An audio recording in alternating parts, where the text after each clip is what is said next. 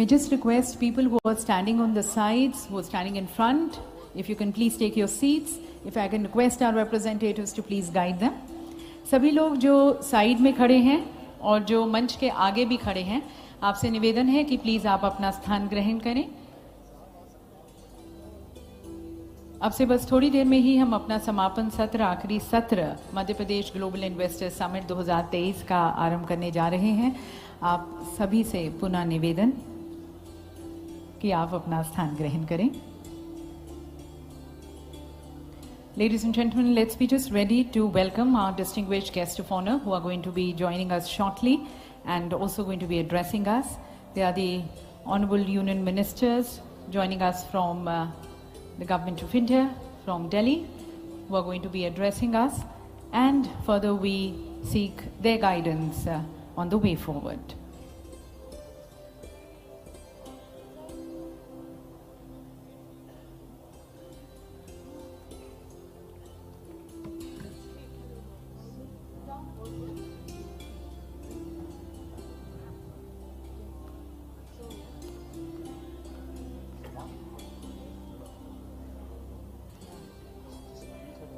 May I request Ms. Sapna Bhambani, ma'am, if you're there in the hall, you're requested to kindly join us here on the stage. Ms. Sapna Bhambani, यदि आप यहाँ पर सभागार में हैं, आपसे निवेदन है कि आप प्लीज मंच पर आएं। उनके कोई रिप्रेजेंटेटिव्स यहाँ पर हैं, यदि आप उन्हें फोन कर या गाइड कर दें यहाँ पर आने के लिए।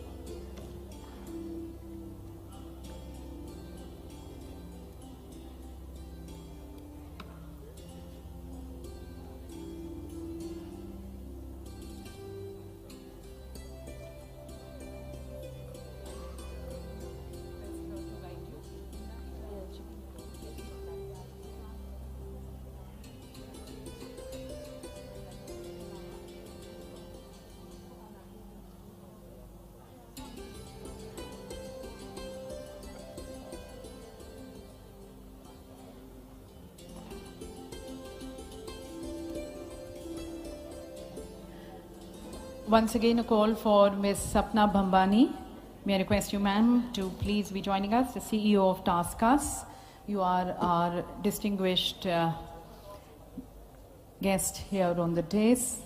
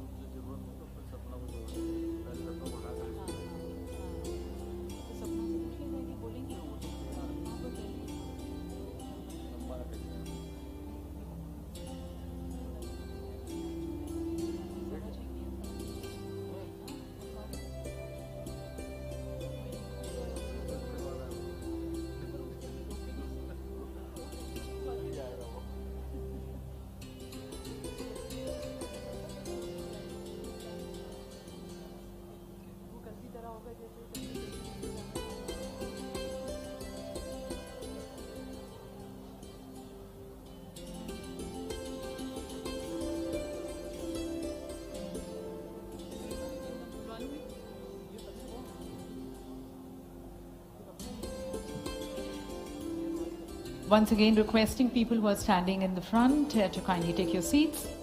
जो लोग सामने में खड़े हैं मंच के सामने, उनसे निवेदन है कि आप प्लीज अपना स्थान ग्रहण करें. For our international guest, we already have the headset. A number of speeches today are going to be in Hindi. Channel 1 is for Hindi, Channel 2 is for English. Thank you.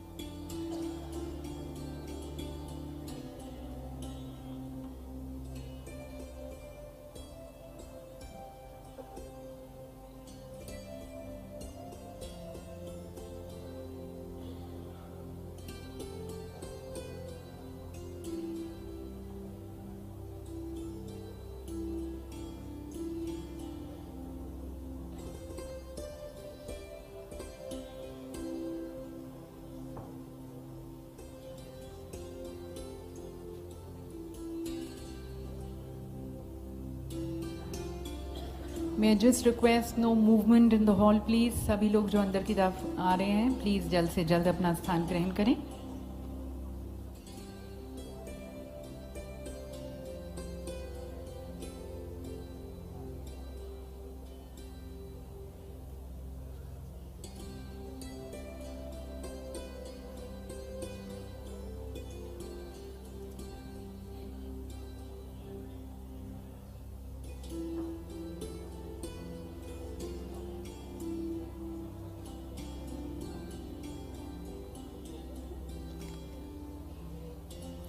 देवी सज्जनों, आप सभी की जोरदार तालियों के बीच अति सम्मान पूर्वक स्वागत करते हैं विकास पुरुष, आसक्ति रहित होकर जनहित में अपना सभी कर्म करने वाले हमारे माननीय मुख्यमंत्री माननीय श्री शिवराज सिंह चौहान जी का, और हमारे समापन सत्र के विशेष अतिथिगण का श्री नरेंद्र सिंह तोमर जी का, माननीय केंद्रीय कृषि एवं किसान कल्याण मंत्री. स्वागत है श्री ज्योतिरादित्य सिंधिया जी का, माननीय केंद्रीय नागरिक उड्डयन और इस्पात मंत्री.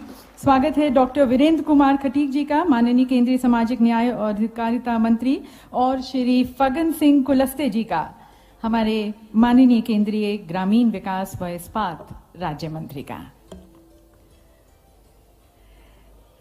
और एक्सेलेंसीज, लेडीज एंड जेंटलमैन, इस सभागार में उपस्थित आप सभी का भी हार्दिक स्वागत, अभिनंदन हमारे Madhya Pradesh global investor summit 2023 के समापन सत्र में, हमारे वे फॉरवर्ड सेशन में.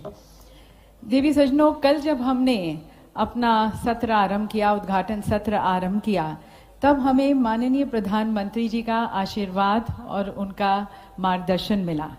माननीय प्रधानमंत्री जी ने कहा कि मध्य प्रदेश आज अजब भी है, गजब भी है और सजग भी है.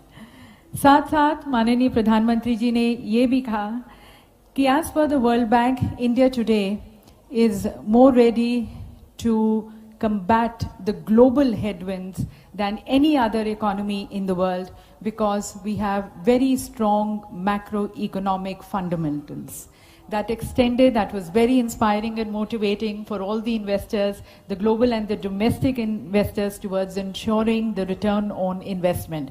और हम सभी भारतीयों के लिए और मध्य प्रदेश वासियों के लिए ये बहुत ही गर्व की बात थी. और आज हम अपना समापन सत्र और वे फॉरवर्ड सेशन कर रहे हैं. हम सभी का फिर से अहोभाग्य है कि हमारे साथ हमारे माननीय अतिथि गण हैं, माननीय मंत्री गण हैं, वो सभी जिनका मध्य प्रदेश के साथ भी एक बहुत ही राजनीतिक, पारिवारिक और भावनात्मक रिश्ता रहा है. और अतिथि देवो भव के भाव से पुनः माननीय मुख्यमंत्री जी उनका स्वयं स्वागत करना चाहेंगे. उनको अंग वस्त्रम भेंट कर। तो मैं माननीय मुख्यमंत्री जी से निवेदन करती हूं कि वे स्वागत करें श्री नरेंद्र सिंह तोमर जी का। एंड मैं also request you to please join us as the honourable chief minister extends his greetings and felicitates Shri Narendra Singh Tomar ji, the Honorable Union Minister of Agriculture and Farmers Welfare. Welcoming Shri Jyotiraditya Scindia ji, the Honorable Union Minister for Civil Aviation and Steel. Our greetings to Dr. Virendra Singh Khatik ji, to Shri Fagan Singh Kulaste ji.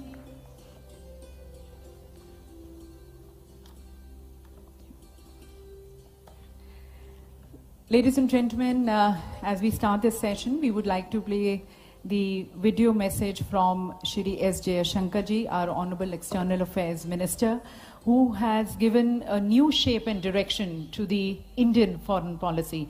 A person who in fact is highly admired for his stance on the world affairs. And even in these geopolitical crises which we have seen under his guidance, India today is playing a very prominent role in the world affairs. We have a message from him which we would like to play for all of you. It is a great pleasure to join you all at the Madhya Pradesh Global Investors Summit. I was myself in Indore till yesterday and can very well understand your impressions and sentiment about India's cleanest city. While many would naturally see this as a reflection of social awareness, let me cite it as a deep testament to the quality of governance as well. And I know that for investors anyway, it is the delivery on the ground to which they give the greatest attention when it comes to making choices. Those of you who are coming to India after a gap will, of course, attest to the transformation underway. But for even those who live in India itself, our evaluations are necessarily competitive. In a diverse and plural society, the Modi government encourages competitive federalism. We would like the state governments to vie with each other in making themselves attractive as an investment destination. And it is not just Indore, but the larger picture in Madhya Pradesh that you will find exciting. I will, of course, leave it to the Chief Minister and his colleagues to dwell further on this issue. They will no doubt speak of the high growth rate, the rapid infrastructure progress, and the remarkable agro-export performance, amongst others. On my part, allow me to present your investment decisions in terms of a larger global picture. The world emerging from the COVID pandemic is a fundamentally different one. We have all realized the importance of more reliable and resilient supply chains. Equally, there is a concern about the vulnerabilities resulting from excessively high dependence on limited geographies. The big trend in the world is to de-risk the global economy from pandemics, from conflicts, from climate events, and from other disruptions.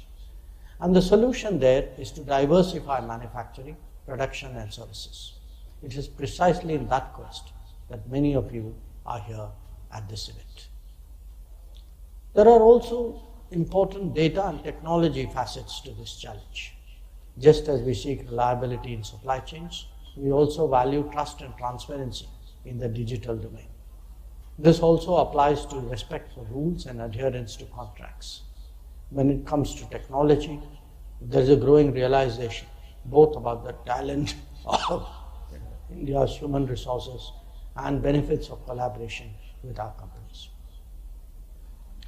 In a knowledge economy, human resources will become more crucial with each passing day. This may be expressed in mobility, but equally in friend-shoring and trust-shoring.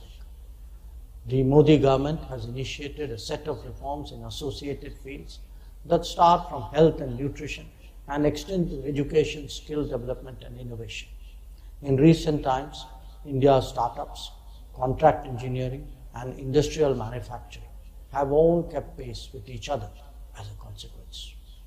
My message to you is therefore this: evaluate objectively the changes in India, including in the state of Madhya Pradesh. Please note how much easier we have made it to do business. Do appreciate the extent to which we have enhanced ease of living. Assess as well the improvements in governance and the effectiveness of digital delivery. Most of all, feel the buzz and sense the optimism in a world that can look so challenging at times. This, ladies and gentlemen, is surely the place to invest, the time to invest, and the partner to invest. I thank you and wish you all a productive deliberation. We thank Shri S. Jaishankar ji for his way forward address, guiding the investors that this is the time for India, lot many opportunities coming in, and see for yourself and invest in India. We thank him. And ladies and gentlemen, we have just now been joined by Dr. Virendra Kumar Khatik ji, हमारे माननीय केंद्रीय सामाजिक न्याय और अधिकारिता मंत्री. उनका भी हम स्वागत करते हैं आप सभी की तालियों के साथ, और माननीय मुख्यमंत्री जी उन्हें अंगवस्त्र भेंट कर उनका अभिवादन करते हुए. देवी सज्जनों, आप सभी साक्षी हैं Madhya Pradesh global investor summit 2023 की सफलता की तरफ. आपने देखा है कि माननीय मुख्यमंत्री जी ने he has left no stone unturned towards the success of this summit and making everyone feel comfortable. But then we would like to hear from our dignitaries also here on the dais their experiences. So would like to first request and invite Ms. Jennifer Dobney, the Honorable Minister Commercial, Canada Embassy, to kindly share her experience.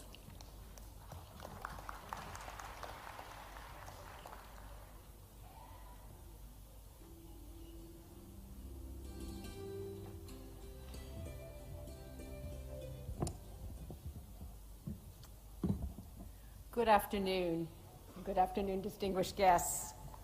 I would very much like to thank the Honourable Chief Minister, Shivraj Singh Chauhan, for inviting Canada to be a partner country at Invest Madhya Pradesh Global Investor Summit 2023. Mujhe bukane kai liye da yavad maniye Shivraj Singh Chauhan ji. And I would like to recognize the Honourable Chief Minister for the very business-friendly environment you have created in your state. The dynamism and forward-thinking nature of this Global Investor Summit bodes very well for the future of this state. And I am certain the summit will contribute to bringing more investment to Madhya Pradesh, including from Canada. Canada has a history of business engagement with Madhya Pradesh. We currently have Canadian pension plan investments with a commitment of $115 million for road construction in the state, working with Dilip Buildcon Limited, which is a Madhya Pradesh, a local contractor. We also have the Canadian company Linamar with a casting, forging and machining manufacturing plant based in Dewas, and they are very active in the automotive sector. We think that such business and investment opportunities are the key to making both our countries more prosperous. We have a commercial relationship with India, which is now approaching $100 billion. And this is led by Canadian portfolio and institutional investment of nearly $70 billion. Canada's pension plans and private investors are helping to build the new India and the new Madhya Pradesh by investing heavily into infrastructure, renewable energy, and real estate. Add to that two-way trade in goods, services, foreign direct investment, and we get to nearly $100 billion in a commercial relationship. But I would say that any economist would look at the relationship between our two countries and conclude that it is actually underperforming. The governments of Canada and India understand that and are acting. Our trade ministers, the Honourable Minister Goyal and the Canadian Minister for International Trade, Minister Ng, relaunched last year negotiations towards an early progress trade agreement, which will be followed by a comprehensive economic partnership agreement. This will provide an opportunity to level the playing field for exporters and importers in both countries. But I would say that business leaders in both countries are not waiting for the governments. They are acting now, and Madhya Pradesh is an excellent environment for them. Now that India has taken the helm of the G20, the world's premier economic forum, Canada will be working shoulder to shoulder with India as we navigate unprecedented global challenges to build a better future for our citizens. Congratulations again to the state of Madhya Pradesh, to the Honourable Chief Minister. Thank you very much for the warm welcome, and good luck in the future. Thank you. Thank you, ma'am. We really value your thoughts and your partnership. And now I would like to invite Ms. Fazila, the Honourable Minister of Social Integration, Mauritius.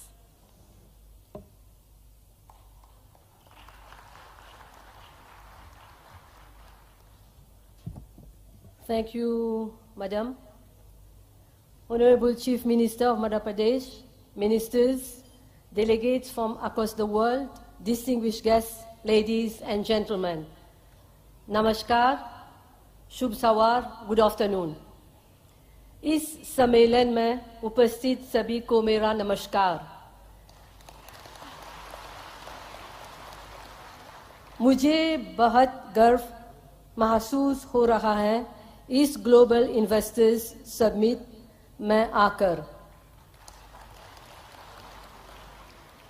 ये एक बहुत अचमच है निवेश के बारे में सोच विचार करने के लिए।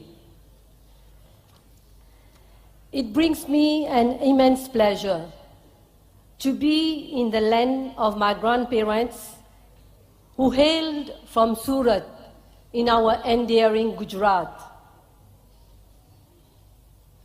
This was in the 19th century.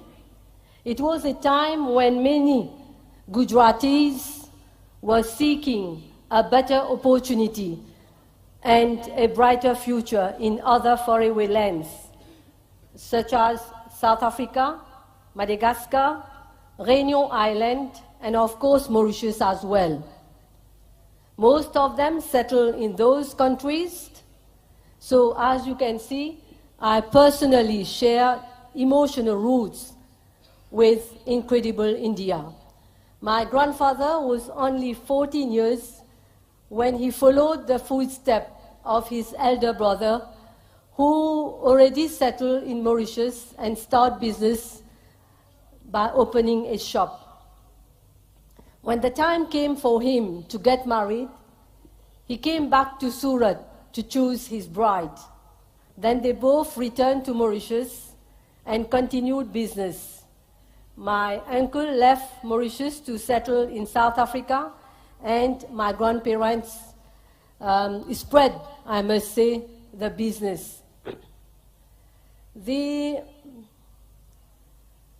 greatest legacy my grandparents passed on to us is a legacy of values, and I must say a demonstration of courage, patience, and perseverance in the face of challenges. May the Almighty bless their soul. I'm proud to be an Indian diaspora and thank India for all your support and contribution. I'm also delighted to be in Indore. What a wonderful city. I love every bit of Indore. The food is just delicious and gracious hospitality. Once again, I seize this opportunity to thank all of you in Indore. I feel very honored to be present in the Global Investment Summit. Dear friends, the Global Investment Summit is a great occasion for the business community from across the world to meet, connect, contribute, and explore trade and investment opportunities. India and Mauritius share a very special bond. So much of Mauritian history, heritage, traditions, and culture find their roots in the magnificent Republic of India. The ancestors of many Mauritians came from the Republic of India. I think 70% of the population. The Global Investors Summit, the focus of which is to see how investors around the globe can position themselves to manage risk and capture future opportunities, in particular, opportunities in the vibrant India. I express my deepest appreciation for all the panelists who have shared the valuable insight in their respective investment areas. These insights are all the more relevant given the extremely difficult global economic context. Over the years, India has emerged as one of the fastest growing economies in the world. It now offers a growing and thriving environment for investment, both domestic and foreign. India is among the very few countries who have successfully countered the fiscal challenges caused by the COVID-19 and its aftermath and the war between Russia and Ukraine. The current economic landscape could not have been gloomier. Global inflation has increased to unprecedented levels. Aggressive, prolonged tightening of monetary policies by central banks to curb inflation has further affected global demand and investment. However, both the Republic of India and Mauritius have managed to navigate through the risk and volatilities in our financial markets in these challenging times. The current context has given rise to major challenges, but it has also brought about new opportunities. In an effort to counter the current economic context, India has maximized investment in infrastructure, the digital economy, and other economic reforms.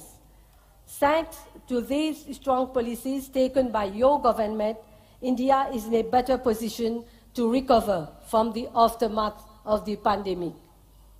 India's efforts to build an innovative and prosperous economy have been well highlighted by speakers at this high-level conference.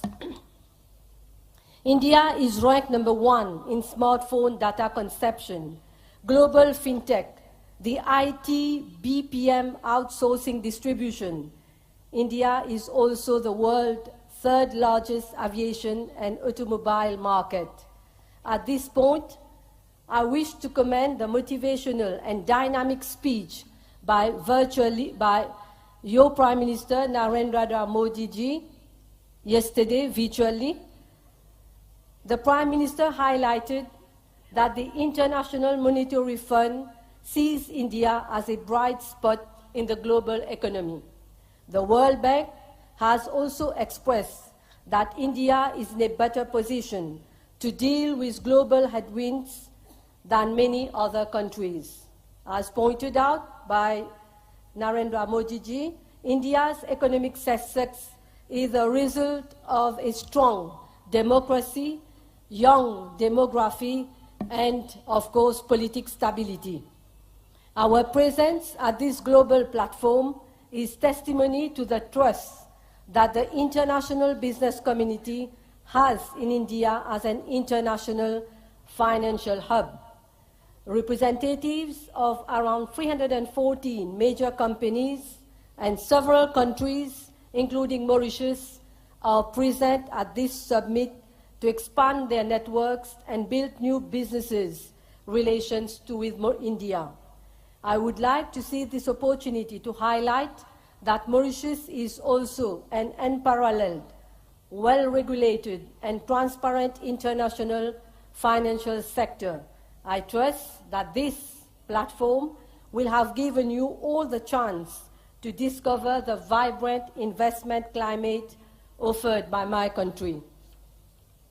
Leveraging on state-of-the-art infrastructure, modern and innovative legal framework, and ease of doing business regime, the Mauritius International Financial Center offers a panoply of competitive financial products and services, including private banking, global business, limited liability companies, protected cell companies, trust and foundation, insurance and reinsurance, investment banking, global headquarter administrations, just to give you some example. Besides being a sophisticated platform for cross-border investment, the Mauritius International Financial Center is well centered to play a crucial role to attract investment and promoting prosperity for and across Africa and other continents. I would be remiss not to mention the close and long-standing business ties between the Republic of India and the Republic of Mauritius.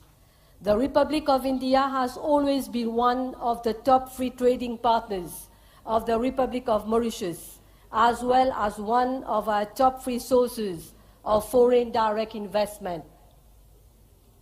To further boost our business relationship, the Republic of Mauritius and the Republic of India have signed a comprehensive economic cooperation and partnership agreement, SECPA, in February 2021, effective, as you know, as from 1st April 2021. This is the first trade agreement signed by the Republic of India with a country in Africa. All these efforts demonstrate that the Republic of India and the Republic of Mauritius share a partnership which will continue to grow from strength to strength. In view of the special relations between Mauritius and India, Mauritius has been invited by India in its capacity as G20 chair to participate as a guest country in all the G20 meetings during India's presidency from 1st December 2022 to 30th 2023.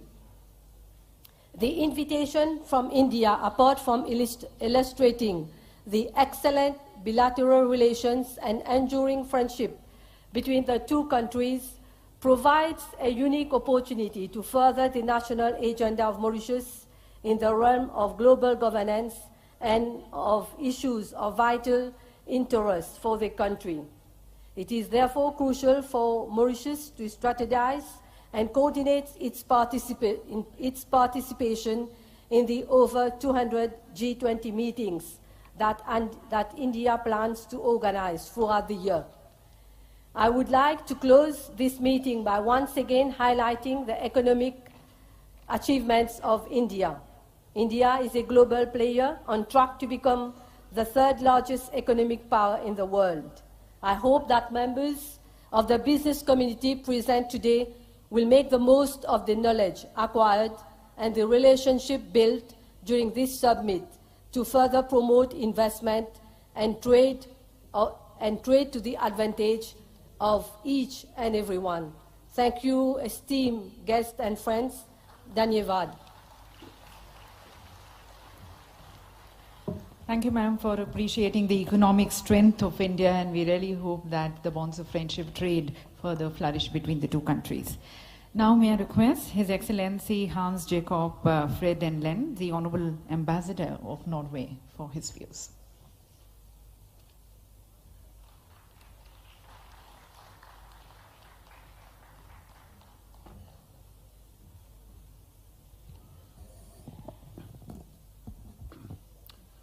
Honorable Chief Minister Shivraj Singh Chauhan, Honorable Ministers, dignitaries, ladies and gentlemen, that's better.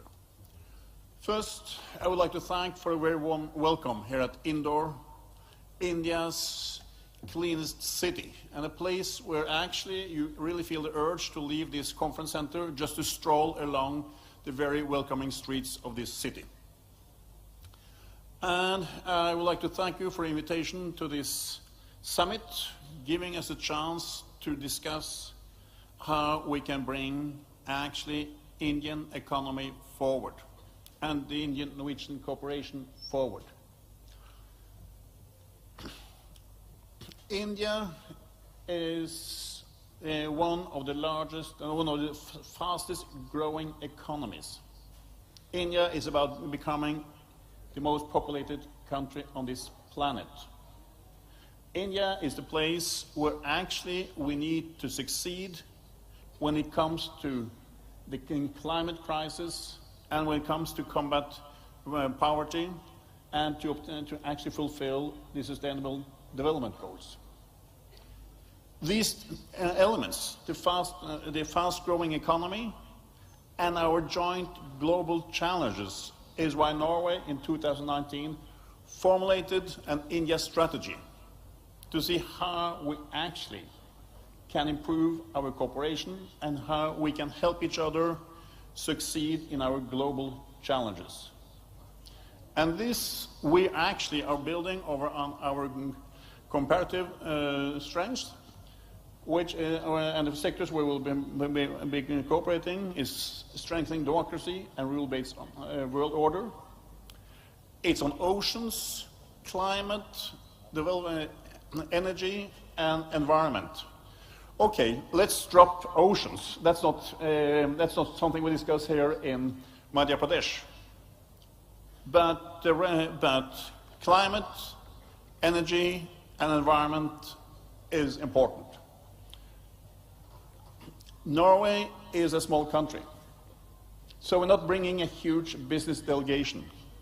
But what we are bringing is world-class technology, and is among some of the world leaders in this. I will point out two companies, one who is then engaged in the waste management, also here indoor, Tomra, and the other one is Statkraft, who's here now looking for investment opportunities to actually strengthen the production of renewable energy. And Statkraft is a company going back to the childhood of hydroelectrical power, with a long history, the biggest provider of renewable energy in Europe, and is now looking into how to actually then expand its know-how and find out how to contribute also here in Madhya Pradesh. So I'm very proud to present these companies, and I also will thank both the Chief Minister and the administration of Madhya Pradesh. We have had some very fruitful discussions on what is necessary when it comes to transparency and predictability when you do investments in the hundreds of millions, if not billions of dollars size. And so I really would like to extend my gratitude for that. And then, actually, let's say, I'm looking forward to come back here because we see our strategy is working.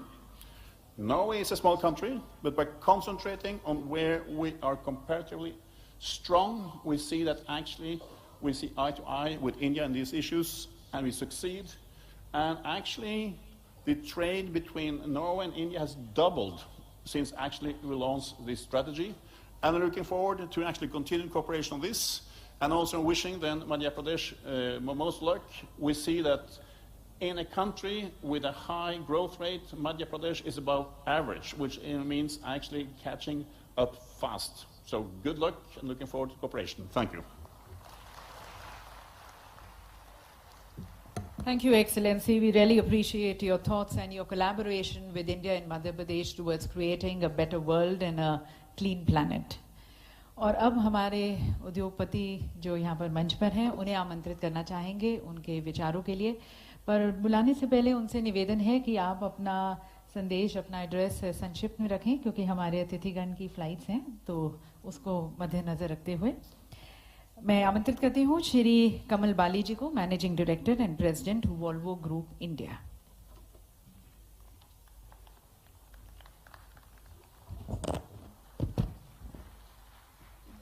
Honorable Chief Minister, Shri Shivraj Ji Chauhan, very senior union ministers from Delhi, ministers and senior officers from the government of Madhya Pradesh, distinguished delegates from overseas, friends from industry, ladies and gentlemen. Wow, what a week it has been in Indore. The last 4 or 5 days have been absolutely mesmerizing. A solid showcase of Madhya Pradesh socio-economic prowess, we have seen that. We were treated to some outstanding hospitality and a great opportunity to connect and collaborate with many, many stakeholders. Thank you, sir. Thank you for that outstanding week which you have offered to us. Ladies and gentlemen, as many people have alluded to earlier, and I don't want to get into details, India is clearly the shining star in the global economy, growing at almost 7% this year, at a time when the whole world is in a flux. And why not? This is not happening because of some magic. It's happening because of many factors which are playing and aligning together. I can say a few of them. One, a demographic advantage, a stable democracy, a very decisive senior leadership, burgeoning startup ecosystem. We have so many young boys and girls here. Unmatched talent. I mean, I think this is something we all can be very proud of. And as we grow, in another 3 to 4 years, 20% of global talent would be from India. Digital transformation. We are very good at that. The world needs that. And India is actually walking the talk. And unprecedented measures by the union and the state governments on ease of doing business. And I think these have been phenomenal. In addition to that, building the infrastructure, whether it is ports, roads, railways, $1.4 trillion, more than what America is spending in a time span of 5 years. So ladies and gentlemen, these things many times we tend to be a little cynical about our own country and tend to ignore. But these are things actually which are happening. And of course, all this is not sustainable without the states walking the talk. And here there is an example of Madhya Pradesh. We have from a Bimaru state until about 2000 to a very modern state where, I mean, our commitment, we have had this partnership with Eicher as Volvo. We have been serial investors since 2006-07, and we have built multiple factories, and here all our investments have gone in Madhya Pradesh. And that's the proof of the pudding. You know, I mean, serial investments, why? Because the kind of support which we get from the entire ecosystem is phenomenal. Whether it is talent, whether it is bureaucracy, the government, the policies, all of that is phenomenal. And today, 5-liter and 8-liter engines for Volvo Group are built only in Pithampur and supplied to the entire world. 50,000 engines are built only in Pithampur and supplied to US, Leon, Germany, Sweden, everywhere. So I believe this is the way to go, and I'm very grateful to the government of Madhya Pradesh for really giving us all these opportunities, and I can assure you we will continue to build, design and make in Madhya Pradesh and make India the nation it deserves to be. Thank you very much. Thank you, sir, for endorsing Madhya Pradesh and being in partners in success with it. And now would like to invite Shri Amitav Sen Gupta, Chairman, Think Gas.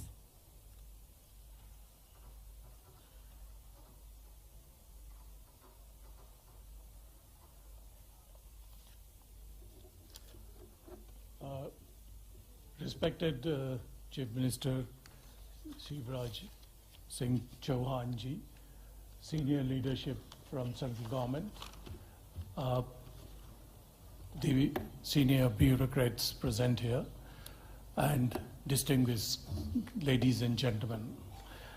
Right in the beginning, I must congratulate Chief Minister ji and the state administration for organizing the Invest Madhya Pradesh Global Investor Summit. The summit was very well designed and focused, and for a company which started operation in Madhya Pradesh in 2018 only, it was very educative. So thank you very much for organizing this. It was a great privilege and honor for me to be able to participate in this summit. We Think Gas, which is 100% promoted and funded by a global infrastructure fund called I2 Capital, have started our work on the ground in 2018. We are building city gas distribution network in 3 districts of Madhya Pradesh, including Bhopal. We feel very proud in building this infrastructure, because we are the last mile connectivity.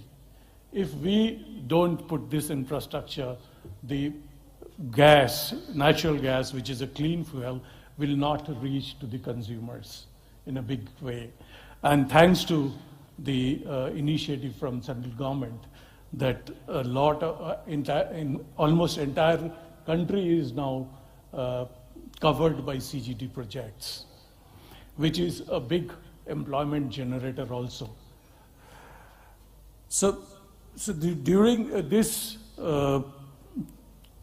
few years of our operation in Madhya Pradesh, what we have found that whenever we needed, government stepped in to help us, guide us. And the driving force and transparent approach of Sri Shivraj Singh Ji has brought a major improvement in adopting the concept of ease of doing business in the state. This we are experiencing. We are working in 4 states. I think our experience here is the best. We have always received a positive response from CM's office whenever we have sought an audience.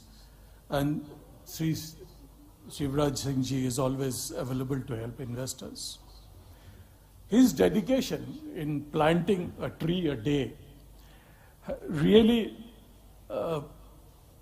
puts a lot of energy into us who are working in the sustainable energy growth of the country. I thank you very much, sir, for mentioning this in this summit, which really gives us a lot of courage to build, to come bring in more projects in this state. We are conduits. We are always there to do projects on the ground, and investors are available with us. So that's a great thing. So I won't take much time. We thank you and your team for giving us the opportunity to participate in the summit and giving us all the support required for implementation of our projects. Thank you, sir. बहुत बहुत धन्यवाद sir अपने अनुभवों को हमारे साथ साझा करने के लिए। अब आमंत्रित हैं Shri Sunil Chaundiya ji, chairman and managing director Raj Ratan group.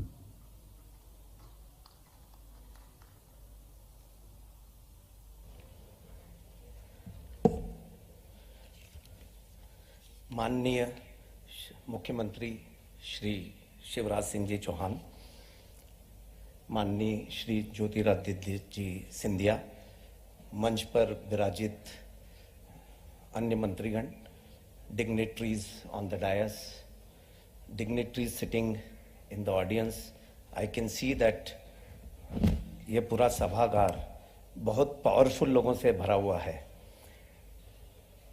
मैं यहाँ पर CII वेस्टर्न रीजन को रिप्रेजेंट कर रहा हूँ और मेरा अपना उद्योग भी पीतमपुर में है, तो 2 हैसियत से यहाँ पे बात करूँगा। जनरली हमको CII टॉकिंग पॉइंट्स लिख के दे देता है, पर चूंकि CII की टीम इतनी बिजी थी कि वो शायद देना भूल गई कि क्या बात करनी है, तो मुझे मौका है कि मैं दिल से बात करूँगा। सर, मध्य प्रदेश में पिछले 25 सालों से व्यवसाय कर रहे हैं और जो सपोर्ट हमें गवर्नमेंट का मिला, जो मुख्यमंत्री के ऑफिस का मिला, पिछले 20 सालों में मैंने जो परिवर्तन देखा मध्य प्रदेश में, जब पीतमपुर में उद्योग लगाया था तो जाने में 1.5 से 2 घंटा लगता था, एक ही रास्ता था। अब हमारे पास पीतमपुर जाने के 3 या 4 अलग अलग रास्ते हैं और 45 मिनट में पहुंच जाते हैं। बिजली की स्थिति अगर देखें तो 20 साल पहले ज़्यादा हम जनरेटर पे बिलीव करते थे, पर अब पावर की सिचुएशन बहुत अच्छी है। इसी तरह जो पॉलिसीज आपने बनाई है, जो उद्योगों को आपने सपोर्ट किया है ग्रो करने में, मैं ज़्यादा बात करूंगा यहाँ बैठे लोकल उद्योगों की। कल आपने सुना बाहर के बड़े बड़े निवेशकों को, वो बहुत खुश हैं, बहुत सारे वादे भी हुए हैं, बहुत सारे इन्वेस्टमेंट भी आ रहे हैं, पर सर लोकल उद्योग भी बहुत खुश है। यहाँ कई मेरे साथ मंच पर ऐसे लोग विराजित हैं ऐसे लोग बैठे हैं जिन्होंने बहुत छोटे रूप में अपना उद्योग चालू किया और आज वो दुनिया को अपना प्रोडक्ट सप्लाई कर रहे हैं। और ये सब मध्य प्रदेश सरकार की अच्छी पॉलिसीज और इंडस्ट्रीज को सपोर्ट करने के कारण हो रहा है। आपको बता दूं, मेरे साथ जो मंच पर बैठे हैं कई लोगों नहीं, सबको बोलने का मौका नहीं मिलेगा, इसलिए उनकी तरफ से मैं भी बोल रहा हूं कि हम लोग भी कमिटेड हैं कंटिन्यूअस इन्वेस्टमेंट करने के लिए। हम ऐसे एग्जाम्पल है, जो बीज भी मध्य प्रदेश का है, जमीन भी मध्य प्रदेश की है, उस पे पानी भी मध्य प्रदेश का है, खाद भी मध्य प्रदेश की है और उद्योगपति भी मध्य प्रदेश का है। तो आपका आशीर्वाद आगे भी बना रहेगा, हम सफलता के नए आयाम छुएंगे और मध्य प्रदेश की औद्योगिक प्रगति में अपना भी सहयोग करेंगे। कुछ चीजें हैं, मैं अपने आप को रोक नहीं पा रहा हूं क्योंकि आज श्री सिंधिया जी भी मंच पर हैं, आप भी हैं। कुछ चीजें वर्क इन प्रोग्रेस है जिस पे काम कर रहे हैं। अगर कनेक्टिविटी मध्य प्रदेश की बढ़ जाए तो बहुत अच्छा रहेगा सर। 4-5 स्टेट्स हैं, 4-5 एयरपोर्ट हैं मध्य प्रदेश में जहां पर कनेक्टिविटी की बहुत आवश्यकता है, क्योंकि इंदौर, बॉम्बे, दिल्ली के एयरपोर्ट यूज करने में बहुत समय बर्बाद होता है। तो आज अगर कुछ ऐसा प्रण लें हम सब लोग मिलके, और हम उद्योग जगत से आपसे वादा करते हैं कि जो एयरलाइंस यहाँ आएगी वो सक्सेसफुल होगी, उनकी फ्लाइट्स भरी हुई जाएगी। और अगर 4-5 इंटरनेशनल फ्लाइट के कनेक्शन श्री सिंधिया जी और आप मिलकर अगले 2-3 महीने में हमें दिलवा दें तो ये मध्य प्रदेश के उद्योगों के लिए एक बहुत बड़ा सपोर्ट होगा। थैंक यू वेरी मच और बहुत बहुत धन्यवाद। मैं जीआईएस से पिछले करीब 12 साल से जुड़ा हूं। आपके साथ मैंने जापान, कोरिया, सिंगापुर की यात्राएं की है जीआईएस को प्रमोट करने में, मध्य प्रदेश में इन्वेस्टर को बुलाने में। पर इस साल जो सफलता देखी है, जो नए आयाम छुए हैं जीआईएस ने, जो माहौल है, कल हमारे सीआई के कई मित्रगण थे, इतना खुश थे और सब चाहते हैं कि मध्य प्रदेश में बहुत इन्वेस्टमेंट करें, बहुत ग्रोथ करें। तो अब मध्य प्रदेश की प्रगति को कोई रोक नहीं पाएगा। इतना अच्छा माहौल आपने बनाया है। बहुत बहुत धन्यवाद मुख्यमंत्री जी, थैंक यू वेरी मच। बहुत बहुत धन्यवाद सर, घरेलू इन्वेस्टर्स के अनुभव, सुझाव और साथ साथ मन की बात रखने का। और अब मैं आमंत्रित करती हूं श्री प्रवीण कंकारिया जी को, मैनेजिंग डायरेक्टर इम्पीटस।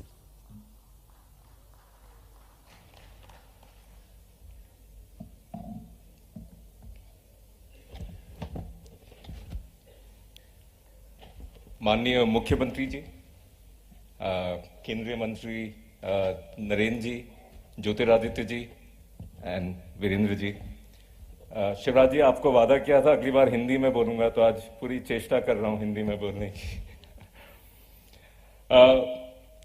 सरकार के सभी मंत्रिमंडल के सदस्य, वरिष्ठ अफसर, पदाधिकारी और सभी दोस्तों को सादर प्रणाम। आज के इस अवसर पर सरकार और प्रशासन की व्याख्या मैं 2 शब्दों से कर सकता हूं। एक है विजन और दूसरी है डिलीवरी।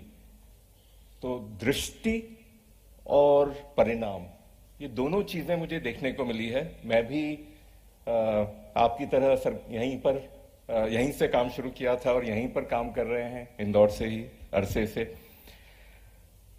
तो शिवराज जी, मुझे एक 2008 की एक बात याद आ रही थी। आप मेरे घर सैन फ्रांसिस्को पधारे थे एक बड़ा डेलीगेशन लेके, और कुछ बीच में खाली समय था तो हम गोल्डन गेट ब्रिज पर खड़े हुए थे और आपने वहां से मुड़ के पानी के ऊपर से जो हाई राइज का नजारा दिख रहा था, आपने उसे देखकर कहा था कि काश ऐसा हमारे स्टेट में भी हो जाए। तो आपका सपना काफी कुछ साकार हो गया है। आप इंदौर के अच्छे अच्छे आईटी एसईजेड में देखिए, अच्छे कमर्शियल कॉम्प्लेक्सेस देखिए, तो वो सपना साकार होता दिख रहा है। तो ये प्रूव हो गया है कि आपके तंत्र में विजन और डिलीवरी दोनों की कैपेबिलिटी है, तो वो तो कोई कमी नहीं है। और एक और बात कहूंगा कि हमारी कंपनी इम्पिटस के देश में कई राज्यों में ऑफिसेज हैं। सब जगह हमको पॉलिटिकल लीडरशिप से और ब्यूरोक्रेसी से सपोर्ट मिलता है, पर जो सपोर्ट यहां मिलता है, जो एंथुजियाज्म, जो तत्परता से मिलता है और जो विश्वास, ट्रस्ट से मिलता है, वो कहीं और देखने को नहीं मिलता है। फिर थोड़ा आगे आऊंगा शिवराज जी। 10 साल पहले इम्पिटस को प्रदेश के सबसे पहले IT SEZ crystal IT park में पहले यूनिट होने का मौका मिला था और आप आए थे उद्घाटन करने। तो स्टेज पर एक आपकी और मेरी चर्चा हुई थी कि उस समय इंदौर में सिर्फ 2000 लोग आईटी में काम करते थे और मैंने आपसे एक रिक्वेस्ट की थी कि शिवराज जी क्यों ना मेहनत करी जाए और इसको 1 लाख तक पहुंचाया जाए। और 1 लाख पर मैंने आपसे कहा था कि शायद 10,000 करोड़ साल का नया इन्वेस्टमेंट आ पाएगा, पेरोल का खर्चा आ पाएगा, जो लोकल पैसा नहीं घूम रहा है, वो नया पैसा आएगा। तो आपको खुशी होगी ये जानकर कि मैंने ये सुना है कि 60,000 से ज्यादा आईटी वर्कर्स हो गए हैं सिर्फ इसी शहर में। तो 1 लाख की मंजिल ज्यादा दूर नहीं है। और देखा जाए तो इंदौर में सब कुछ है जो बैंगलोर में है, गुरुग्राम में है। रोड कनेक्टिविटी है, एयर कनेक्टिविटी है, एविएशन मिनिस्टर है हमारे पास। बहुत शांति प्रिय जगह है, एजुकेशन का बहुत ही अच्छा इंफ्रास्ट्रक्चर है, हेल्थ केयर सिस्टम है, हॉस्पिटैलिटी इंफ्रास्ट्रक्चर अच्छा तैयार हो गया है। यहाँ के लोग नए आइडियाज को स्वीकार करते हैं, एक ओपननेस है यहाँ। ये बहुत बारीकी चीज है बट बहुत मायने वाली चीज है। और यहाँ एक महिलाओं की कद्र बाकी जगह से बहुत ज्यादा है। शायद कारण यह है कि इस शहर की नींव एक महिला ने रखी थी शायद 250 साल पहले। तो शिवराज जी, बेंगलोर में भी किसी ने कुछ दशकों पहले, 3-4 दशक पहले ऐसा कुछ सपना सोचा होगा और आज बेंगलोर कहां पहुंच गया है। तो क्यों ना आईटी के इस नए दौर के लिए हम भी ऐसा ही सोचें कि मध्य प्रदेश, और मध्य प्रदेश का सबसे जो ज्यादा आईटी में आगे बढ़ रहा है शहर है इंदौर है। किसी एक शहर को लेके आप नया प्रण बनाएं कि हम आईटी के इस नए दौर में इसको बहुत ही महत्वपूर्ण सेंटर बनाएंगे। ये कोई सिर्फ सस्ती आउटसोर्सिंग की जगह नहीं रहेगी। यहां पे अच्छा तगड़ा इनोवेशन वाला काम होगा और उसके लिए हमको जो भी पॉलिसीज में चेंजेस करने होंगे, जो भी मेहनत करनी होगी, वो हमें करनी चाहिए, क्योंकि हमारी फाउंडेशन ले हो गई है, हमारी नींव हो गई है, जो सबसे मुश्किल काम होता है। अब सिर्फ मंजिलें बनानी है ऊपर। तो आपसे वापस दरख्वास्त करूंगा कि हमारा प्लेन रनवे पे तेजी से दौड़ रहा है, रफ्तार पकड़ रहा है और टेक ऑफ के लिए तैयार है। तो पूरी मेहनत से इसको, इस स्टेट को एक आईटी के वर्ल्ड में एक बहुत ही महत्वपूर्ण जगह बनाई जाए।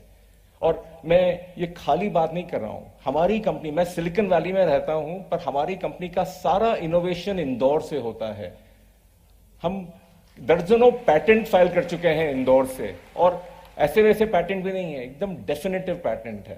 तो शिवराज जी, प्लीज आप पूरी मेहनत करें इसमें, और हमारा सबका सहयोग है आपके साथ।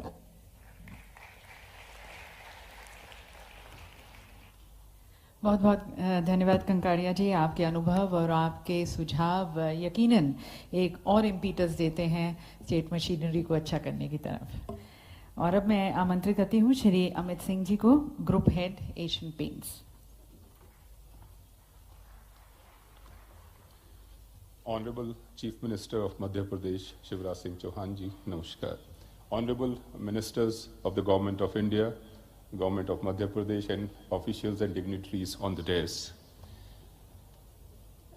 It's indeed a privilege and honor for me to be here, present here. We deeply acknowledge the dynamic leadership of Shri Shivraj Singh Chauhan ji. मैं एक उदाहरण देना चाहता हूं सर आपको। मैं 5 दिसंबर को ऑनरेबल चीफ मिनिस्टर से मिला। आज हम 12 जनवरी में हैं। I had a board meeting on 6th of January. Before that, we worked as a team with your department, with your officers, sir. I've been instrumental in many investments globally and in India. It is unprecedented to see the layout and a letter in my hand before the board meeting. It's highly commendable. I haven't seen this. This is unprecedented, sir. This explains the dynamism and where Madhya Pradesh is today. I would touch upon one more element here. Speed of decision making definitely contributes significantly towards ease of doing business, and we as a country are growing it, and it is led by Madhya Pradesh, as Secretary DPIIT sitting over here as well. Every responsible corporate today looks at ESG when we look at globally, and the global investors also are looking at India in that sense. I saw in the last 2 days, and I heard your speech very, very, I would say, thoughtfully. You highlighted each and every element of that framework, sir. Environment, sustainability and governance, inclusive growth, sustainable growth.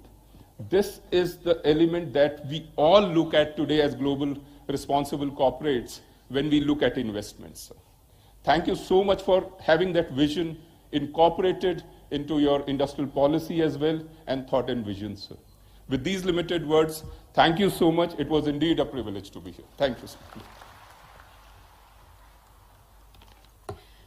बहुत बहुत धन्यवाद sir, और हम अपने सभी industrialist का धन्यवाद करना चाहेंगे, ना केवल अपने अनुभवों को हमारे साथ साझा करने का, पर साथ साथ कंस्ट्रक्टिव सजेशंस भी देने का, and that reflects the sense of ownership and love and respect which they feel towards their Karam Bhumi and towards the Honorable Chief Minister. So thank you to them. And now देवी सज्जनों, आमंत्रित करना चाहेंगे हमारे राजनेताओं और हमारे अतिथिगण के विचारों को और उनके पथ प्रदर्शक संदेश को। सबसे पहले मैं निवेदन करना चाहूँगी माननीय श्री फगन सिंह कुलस्ते जी से, हमारे माननीय केंद्रीय ग्रामीण विकास व इस्पात मंत्री, उनसे निवेदन है।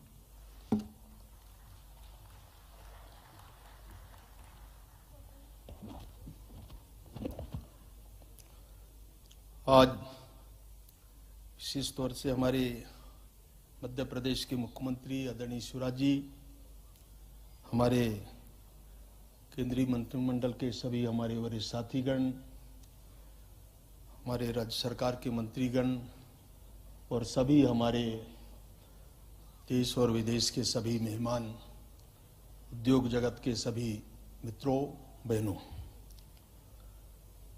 ये हम सब के लिए और मध्य प्रदेश के लिए, देश के लिए एक नया अनुभव, नए आइडियाज हम देख रहे हैं।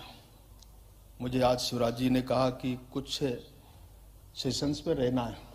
मैं 2 सेशन अटेंड किया। मैंने लोगों के साथ बातचीत किया तो मुझे अनुभव आया, और मैंने कहा कि मध्य प्रदेश में संभावनाएं हमारी बहुत थी, और मैं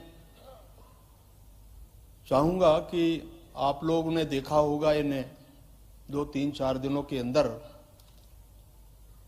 और इसलिए आपको निमंत्रित किया मुख्यमंत्री जी ने। जो संभव हो सकता है मध्य प्रदेश की ओर से, अभी हमारे सिंधिया जी भी हैं, हमारे एग्रीकल्चर मिनिस्टर केंद्र से तरफ से हैं, हमारे स्थानीय उद्योग मंत्री जी हैं।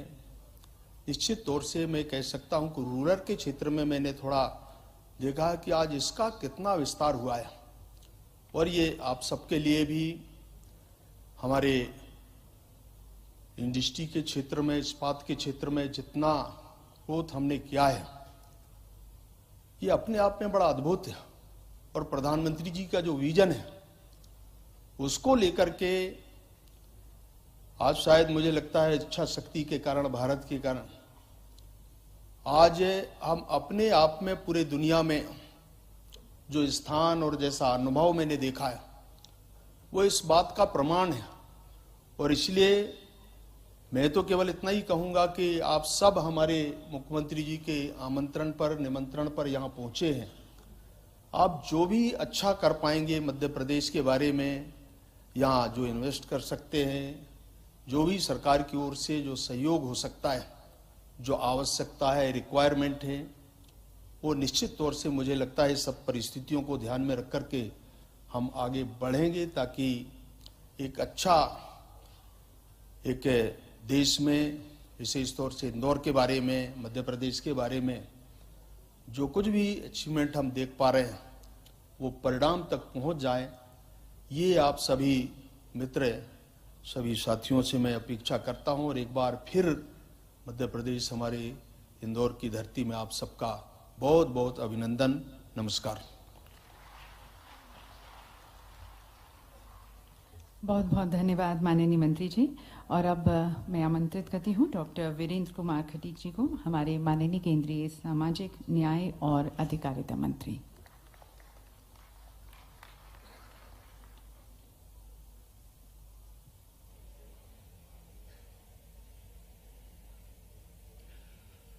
मध्य प्रदेश इन्वेस्टर समिट के संयोजक मध्य प्रदेश के हमारे यशस्वी मुख्यमंत्री सम्मानीय शिवराज सिंह चौहान जी, जिनके कुशल मार्गदर्शन में पिछले अनेक वर्षों से ये आयोजन किया जा रहा है। इस कार्यक्रम में हमारे बीच में उपस्थित हमारे केंद्रीय मंत्रिमंडल में वरिष्ठ साथीगण, सम्मानीय नरेंद्र सिंह तोमर जी, सम्मानीय ज्योतिरादित्य सिंधिया जी, हमारे केंद्रीय राज्य मंत्री भाई फग्गन सिंह कुलस्ते जी, विभिन्न देशों से आए हुए हमारे सम्मानीय अतिथिगण। मैं जब सुन रहा था तो हमारे विदेशों से आए हुए प्रतिनिधियों ने, हमारे उद्योगपतियों ने जिस तरह से मध्य प्रदेश में सम्मानीय शिवराज सिंह चौहान जी के द्वारा इन्वेस्टर समिट की शुरुआत की गई और आज जिस विश्वास के आधार पर यहां पर जनप्रतिनिधियों ने, उद्योगपतियों ने अपनी बात रखी कि यहां पर आज से 20 साल पहले क्या स्थितियां थी और आज उन स्थितियों में किस तरह का बदलाव आया है। सिर्फ सपने देखना ही नहीं, बल्कि सपनों को साकार करने में रातों की नींद को छोड़ करके मध्य प्रदेश को इन्वेस्टर्स के क्षेत्र में आगे बढ़ाने के लिए किस तरह से एक्सपर्ट की सलाह लेकर, विशेषज्ञों का सलाह लेकर और मध्य प्रदेश में हम कैसे इन्वेस्टमेंट के क्षेत्र को आगे बढ़ा सकते हैं, उसका प्रत्यक्ष उदाहरण आज मैं इंदौर में देख रहा हूं कि इतनी बड़ी संख्या में कई राज्यों में भी जाने का अवसर मिला। इस तरह के इन्वेस्टर समिट होते हैं, उसमें एमओयू होते हैं, लेकिन वो एमओयू केवल कागजों पर सिमट के रह जाते हैं। पर हमारे यशस्वी मुख्यमंत्री सम्मानीय शिवराज सिंह चौहान जी के द्वारा जो प्रयास किए गए, उन प्रयासों का परिणाम है कि सभी के द्वारा इस बात का विश्वास व्यक्त किया गया कि मध्य प्रदेश में अपार संभावना है। हर क्षेत्र में, टेक्नोलॉजी के क्षेत्र में, साइंस के क्षेत्र में, मेडिकल के क्षेत्र में, एग्रीकल्चर के क्षेत्र में, हर क्षेत्र में अपार संभावना है। और सम्मानीय शिवराज सिंह चौहान जी के द्वारा जिस तरह से सकारात्मक परिस्थितियां यहां निर्मित करके, चाहे वो जगह उपलब्ध कराने की बात हो, चाहे टैक्स रिलेक्शन देने की बात हो और कागजी कार्रवाई में प्रशासनिक सहयोग की बात हो, हर क्षेत्र में सम्मानीय शिवराज सिंह जी के नेतृत्व में हमारे मध्य प्रदेश के हमारे सभी अधिकारियों के द्वारा जिस तरह से इन्वेस्टर्स को सहयोग करने का जो कदम बढ़ाए गए हैं, उन्हीं के परिणाम स्वरूप मध्य प्रदेश आज इन्वेस्ट के क्षेत्र में काफी तेजी से आगे बढ़ रहा है और न केवल देश में बल्कि दुनिया के भी निवेशकों को आज भारत में, मध्य प्रदेश में आकर्षित करने में भी सफल हो रहा है। मैं ऐसे आयोजन को करने के लिए सम्मानीय शिवराज सिंह जी को मैंने देखा है कि कोई एक संकल्प लेना, उस संकल्प को पूरा करने में वो दिन रात किस तरह से अपना पूरा समग्र कंसंट्रेशन करके उसके पीछे लग जाते हैं और उनके पीछे लगने के कारण ही बाकी सारी टीम भी उनके साथ में चल पड़ती है। और जब टीम चल पड़ती है तो हमारे उद्योगपति जो पीछे बैठे हुए हैं, सभी ने इस बात को कहा है, कुछ चीजों को आज के स्तर और अगर बढ़ाने के लिए कदम बढ़ाए जाते हैं तो मध्य प्रदेश हिंदुस्तान में इंडस्ट्री के क्षेत्र में, टेक्नोलॉजी के क्षेत्र में, साइंस के क्षेत्र में, एग्रीकल्चर के क्षेत्र में एक सबसे विकसित प्रदेश के रूप में अपनी निश्चित स्थान आने वाले समय में निश्चित रूप से बनाने में सफल होगा। मेरी आप सभी को बहुत बहुत शुभकामनाएं, बहुत बहुत बधाइयां। बहुत बहुत धन्यवाद माननीय मंत्री जी, आपकी शुभकामनाओं के लिए और आपके पथ प्रदर्शक संदेश के लिए। और अब आमंत्रित करते हैं श्री ज्योतिरादित्य सिंधिया जी को, हमारे माननीय नागरिक उड्डयन और इस्पात केंद्रीय मंत्री।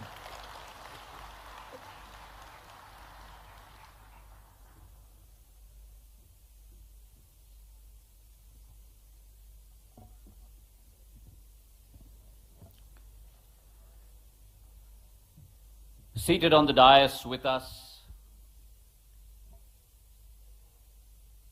a true son of the soil, the first citizen of our state, our industrious Chief Minister, Adarniya Shivraj Singh Chauhan ji, seated on the dais with me, my colleagues in cabinet, my senior colleague, Krishi Mantri Adarniya Narendra Singh Tomar ji, Minister of Social Justice Adarniya Virendra Kumar ji, my companion and my support in the Ministry of Steel, Adarniya Phaggan Singh Kulaste ji, our Minister from Mauritius, present here in Madhya Pradesh, Mrs. Faisal, our Industry Minister, Rajvardhan Singh ji Dattigaon, members of the Madhya Pradesh Cabinet seated before me, our partners in growth, our partners in charting the destiny of our state, members of missions present here today, members of the industrial fraternity present on the stage, and ladies and gentlemen. Let me at the outset welcome you all to the heart of incredible India, our Madhya Pradesh. It's amazing to see the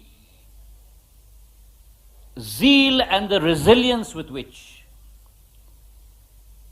industry in India has bounced back to a strong recovery.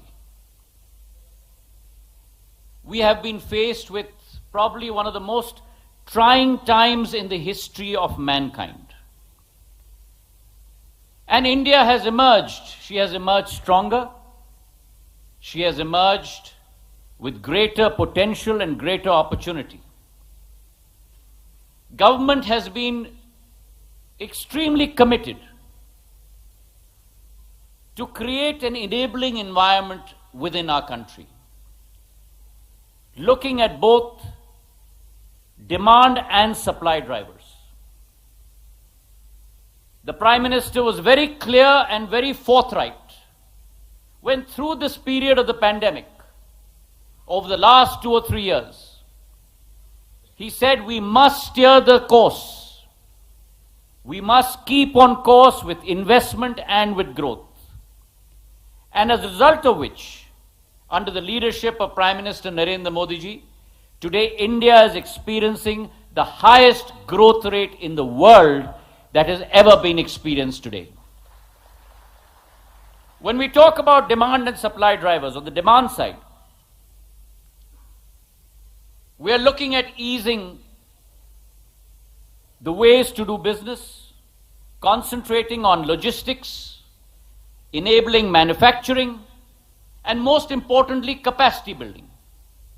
मानव संसाधन की श्रृंखला को बढ़ाने का कार्य प्रधानमंत्री जी कर रहे हैं. And if you look at the supply side, under the leadership of the Prime Minister, we have been very clear that it has to be government-led investment growth. And therefore, close to a 10 lakh crore capex program annually by Government of India under the leadership of Prime Minister Narendra Modi. But as we forge ahead, it's equally important to make sure that all of India progresses together. संयुक्त विकास, समृद्धि संयुक्त रूप से हो, इस संकल्प के साथ प्रधानमंत्री जी कार्य कर रहे हैं. And that is why across the board, from state governments to central governments, ensuring that we create a safety net for the economically disadvantaged in our country and make sure that they are partners in that progress. And over the last 2 years, over COVID, both central and state governments together have dispersed close to $300 billion right down to the grassroots level to every individual in our country. And may I add, because one of our speakers said that, that has not been done through the age-old system,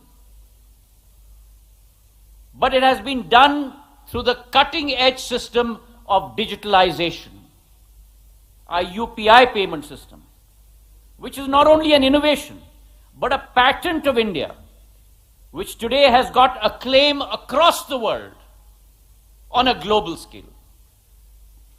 And therefore, I firmly believe that under our Prime Minister, India has emerged over the last 8 years from being the 11th largest economy in the world to today, in 2023, the 5th largest economy in the world. And let me commit that under his leadership, in 2030, India will become the 3rd largest economy in the world. So we are on our path of economic development. But that path of economic growth, that path of economic development runs through the heart and soul of Madhya Pradesh.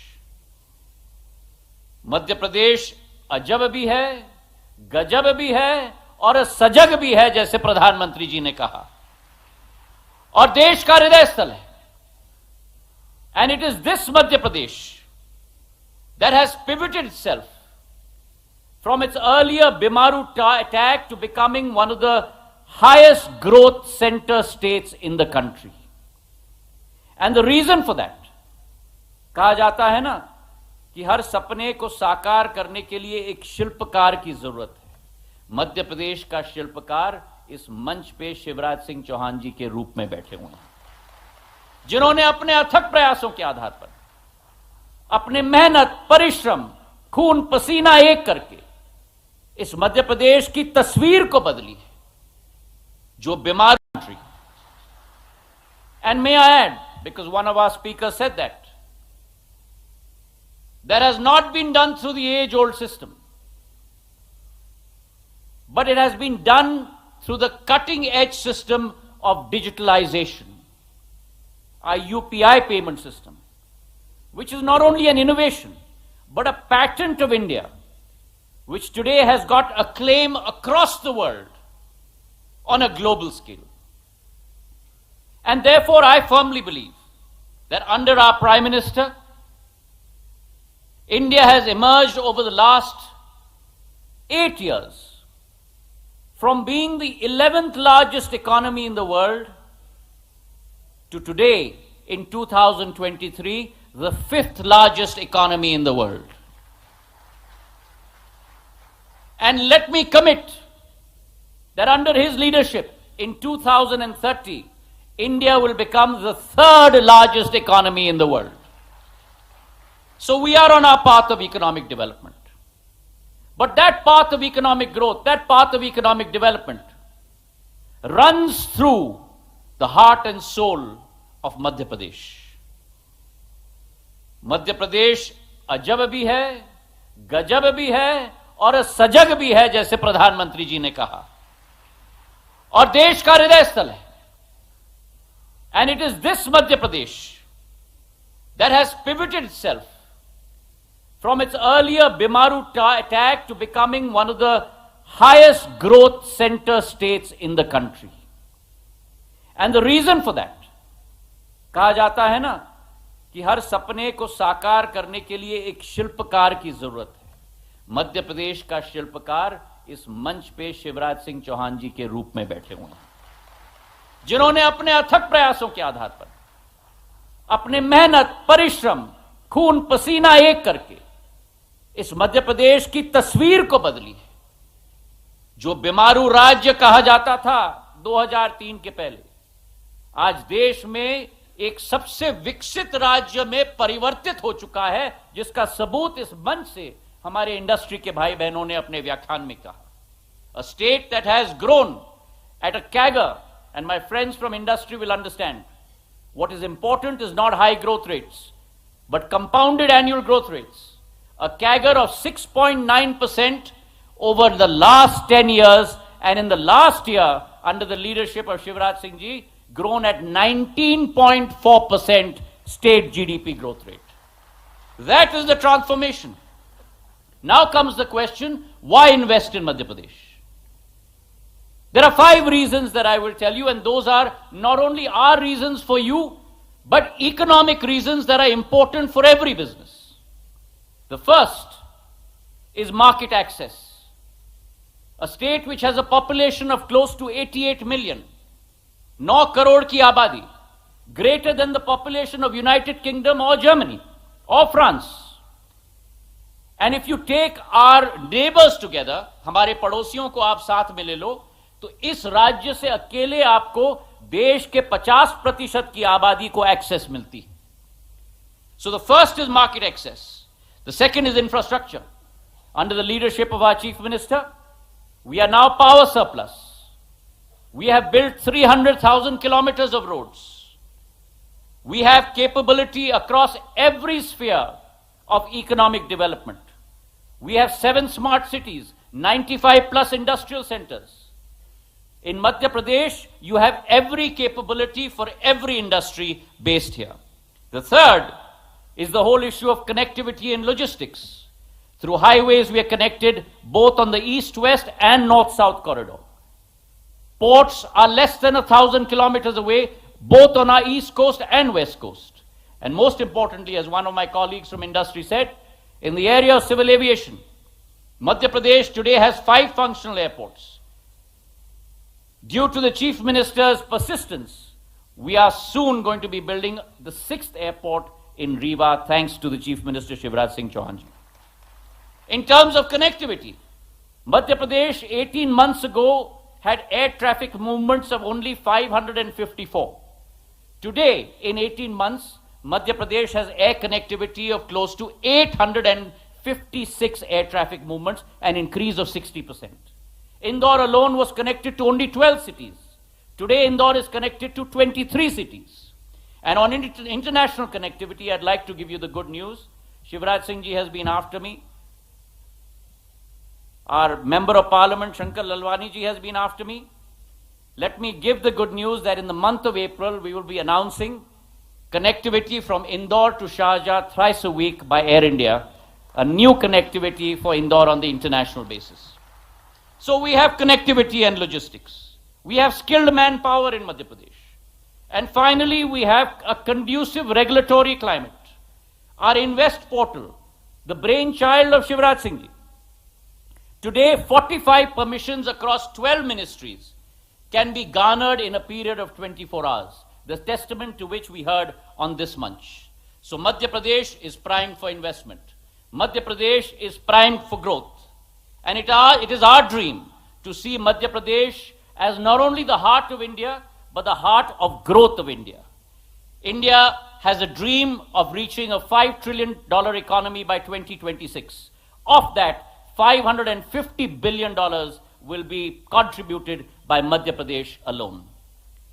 We have a new way of working under our Chief Minister, a way of working that signifies optimism, transparency, opportunities, a vision that looks at not necessarily only promising, but also delivering, moving from a concept of red tapeism to a red carpet. So today, from this munch, I'd like to give my compliments to not only the Chief Minister of Madhya Pradesh, Shivraj Singh ji Chauhan, but what I believe he embodies, which is the Chief Executive Officer of Madhya Pradesh in his persona. Finally, ladies and gentlemen, let me say this, that when you look at Madhya Pradesh, invest for the long haul, invest for the long term. Because as we believe in business, we look at ROI, return on investment. And that ROI in Madhya Pradesh is given to you by 4 factors. BEAM, the best entrepreneurial talent. Along with that, an environment of innovation. Along with that, certainly an environment that looks at enabling infrastructure. And finally, a transition from tradition to modernity. जैसे प्रधानमंत्री जी ने कहा था कि सबका साथ, सबका विकास, सबका विश्वास और सबका प्रयास. और अगर भारत उस पथ पे चलेगा तो दुनिया की कोई शक्ति हमारे भारत को या हमारे मध्य प्रदेश को कभी रोक नहीं पाएगी. बहुत बहुत धन्यवाद. जय हिंद, जय Bharat. Thank you very much, Honourable Minister Sir, for your very inspiring and motivating address for the investors and further giving Madhya Pradesh the gift of air connectivity. और अब मैं आमंत्रित करती हूँ माननीय श्री नरेंद्र सिंह तोमर जी को, हमारे माननीय केंद्रीय कृषि और किसान कल्याण मंत्री।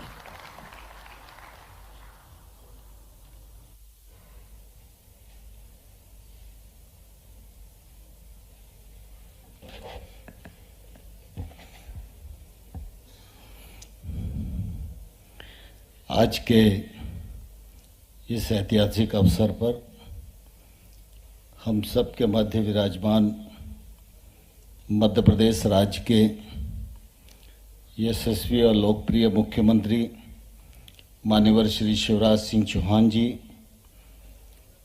केंद्र सरकार में मंत्री माननीय श्री ज्योतिरादित्य सिंधिया जी, माननीय श्री डॉक्टर वीरेंद्र कुमार जी, राज्य मंत्री फग्गन सिंह कुलस्ते जी, राज्य के उद्योग मंत्री राज्यवर्धन सिंह जी,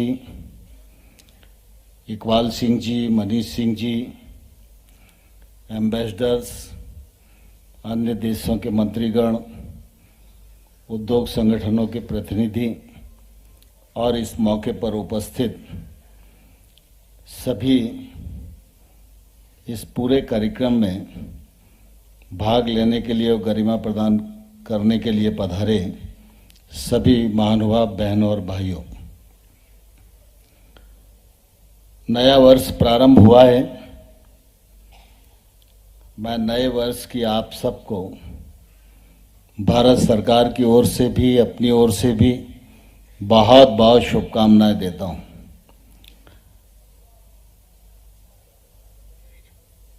हम इंदौर में हैं।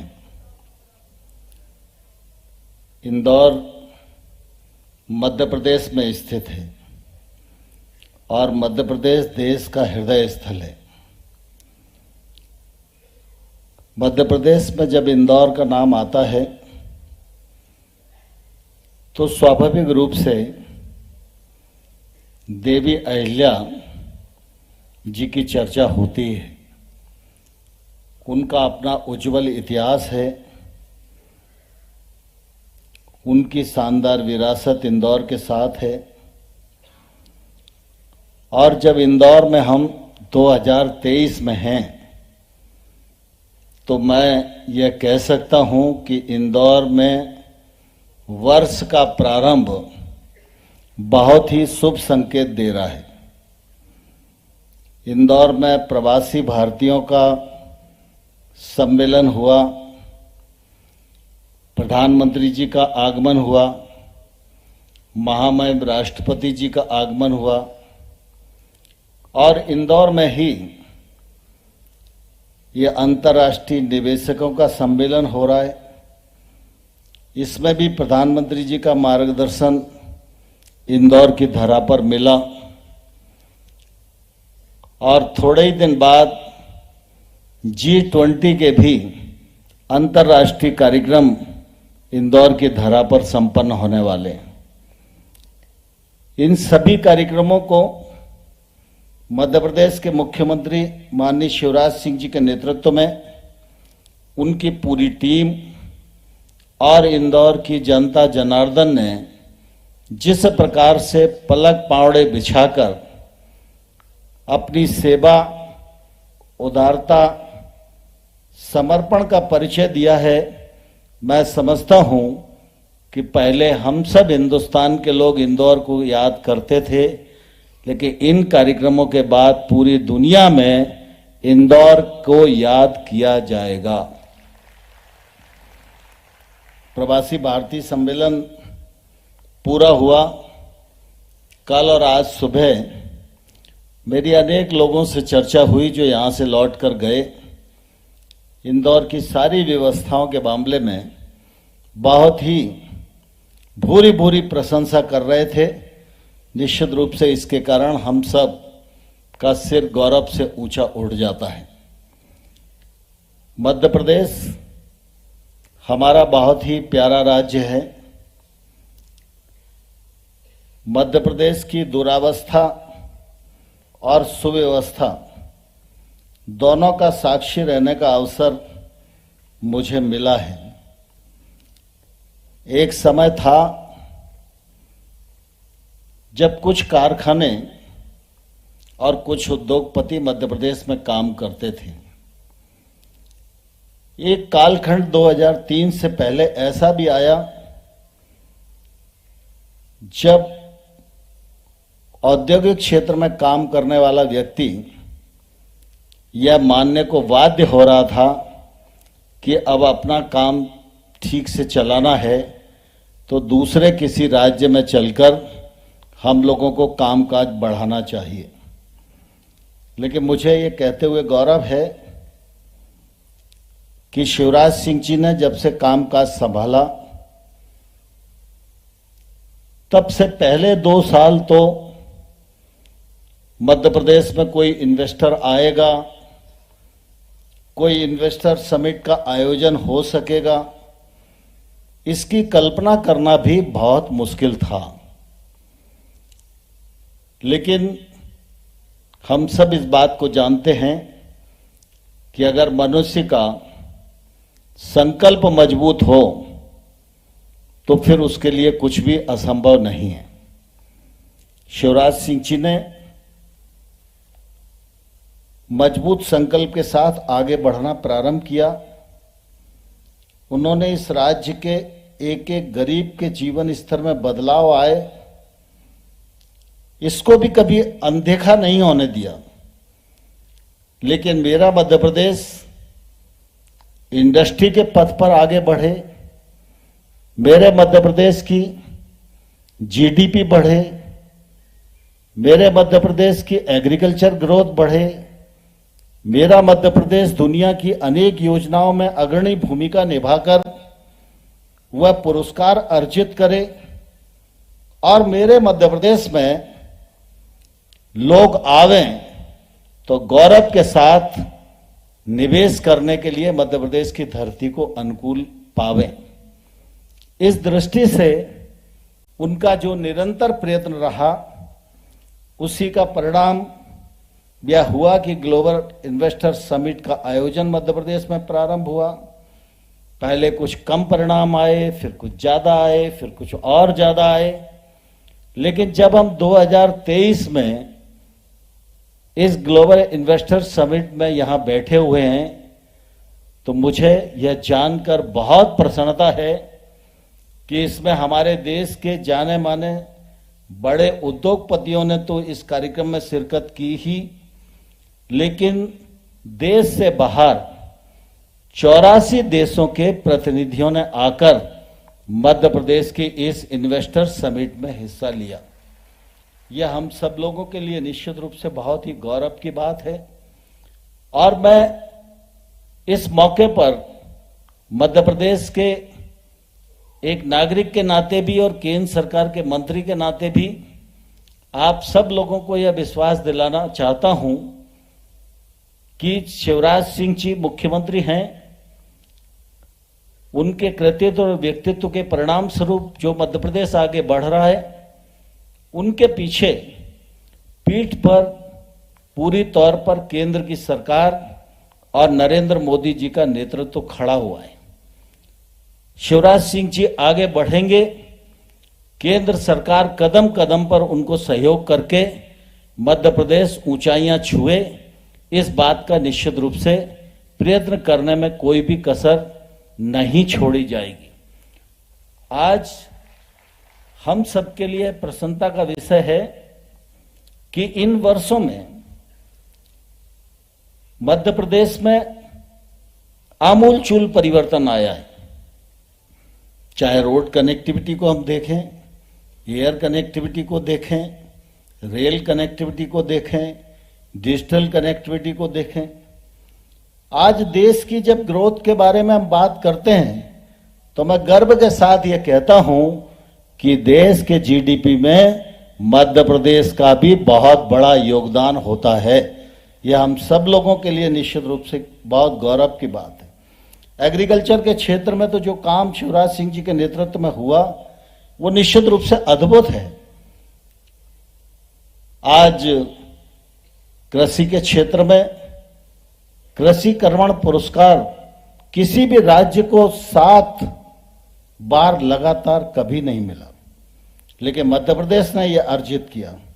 और आज भी चाहे वो गांव की सड़क बनाने का सवाल हो, चाहे वो गरीबों को आवास देने का सवाल हो, चाहे वो डिजिटल एक्टिविटीज का सवाल हो, चाहे एग्रीकल्चर इंफ्रास्ट्रक्चर का सवाल हो, हर मामले में मध्य प्रदेश प्रथम पुरस्कार प्राप्त करने वाला राज्य बन गया है। इससे शिवराज सिंह चौहान जी का मध्य प्रदेश के प्रति दृढ़ संकल्प का परिचय हम सब लोगों को होता है।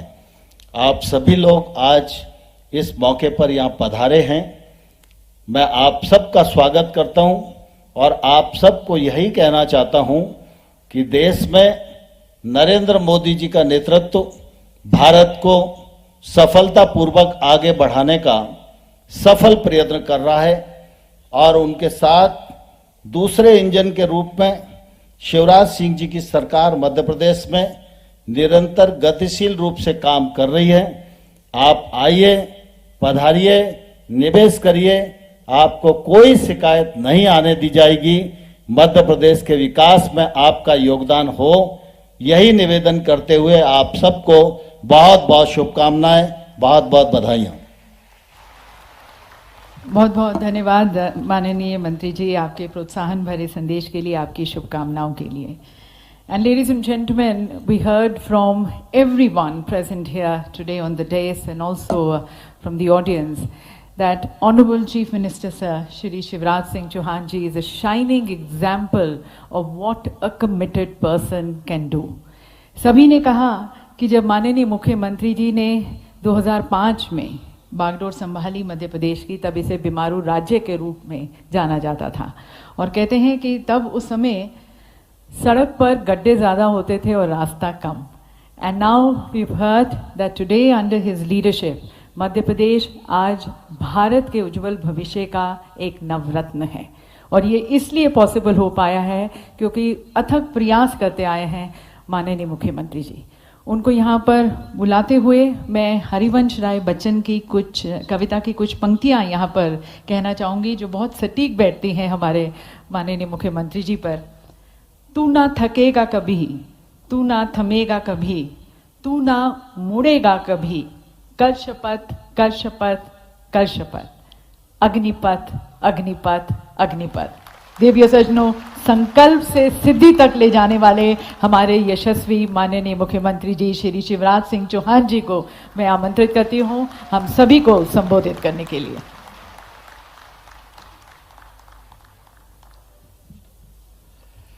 थका तो नहीं हूं अभी,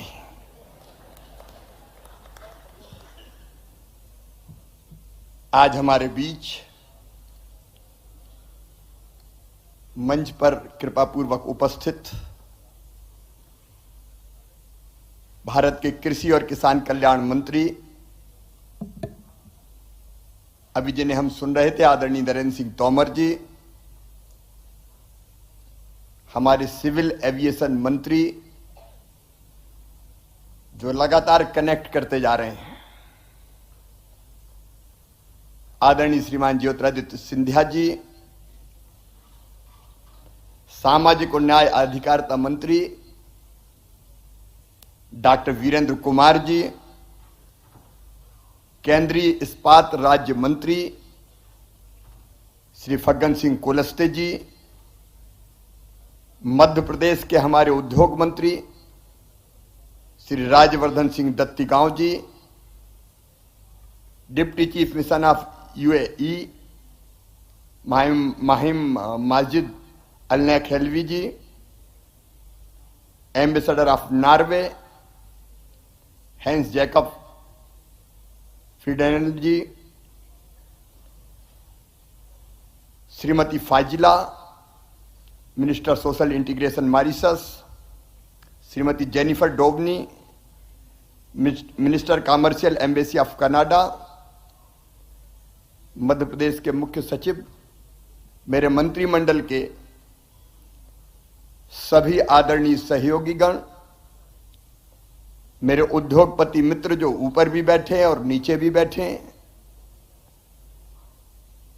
और मेरे प्रिय बहनों और भाइयों, दुनिया भर के 84 देशों से आए हुए प्रिय बहनों भाइयों, और आज तो स्टार्टअप्स के मेरे भांजे भांजी भी आए हैं।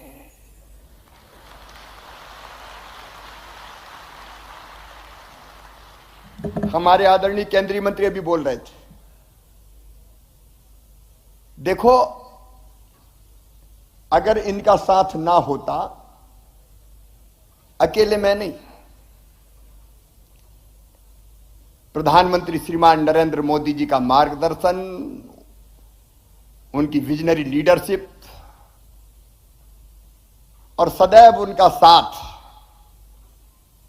हमारे केंद्रीय मंत्रीगणों का सहयोग, जब जब जरूरत पड़ी, चाहे नरेंद्र जी हो, चाहे सिंधिया जी हो, चाहे फग्गन सिंह जी हो, चाहे वीरेंद्र कुमार जी हो, हम कदम से कदम और कंधे से कंधा मिलाकर साथ चले। और मेरे मंत्री साथी बैठे हैं, इस सफलता में बराबर के भागीदार राज्य मंत्री परिषद के सदस्य भी हैं, अधिकारी कर्मचारियों की टीम भी है। और ये सफलता साझी होती है। मैं सारी टीम को बधाई देता हूं। लेकिन मित्रों, अब विदाई की बेला है। विदाई की बेला में एक बार फिर स्वागत। लेकिन विदाई का मतलब परमानेंट विदाई नहीं है। जिनने इंटेंशन ऑफ इन्वेस्ट दिए हैं उनको मैं छोड़ूंगा नहीं।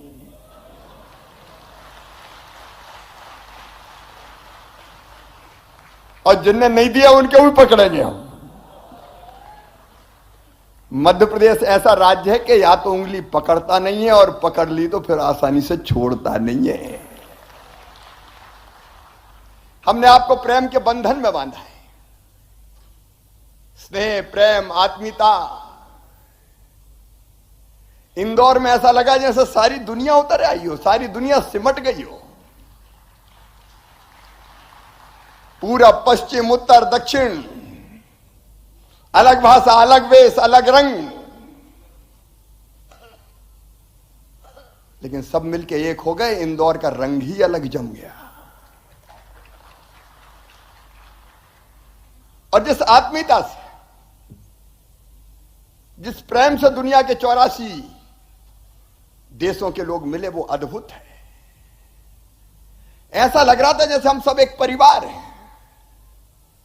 मैंने अधिकांश से मिलने की कोशिश की। मैं माफी चाहता हूं, मैं सबसे नहीं मिल पाया, लेकिन यथासंभव कोशिश की कि कोई निराश ना जा पाए। अब मैं तो दुबला पतला आदमी हूं, हाथ मिला मिला के ही हाथ दुखने लगे।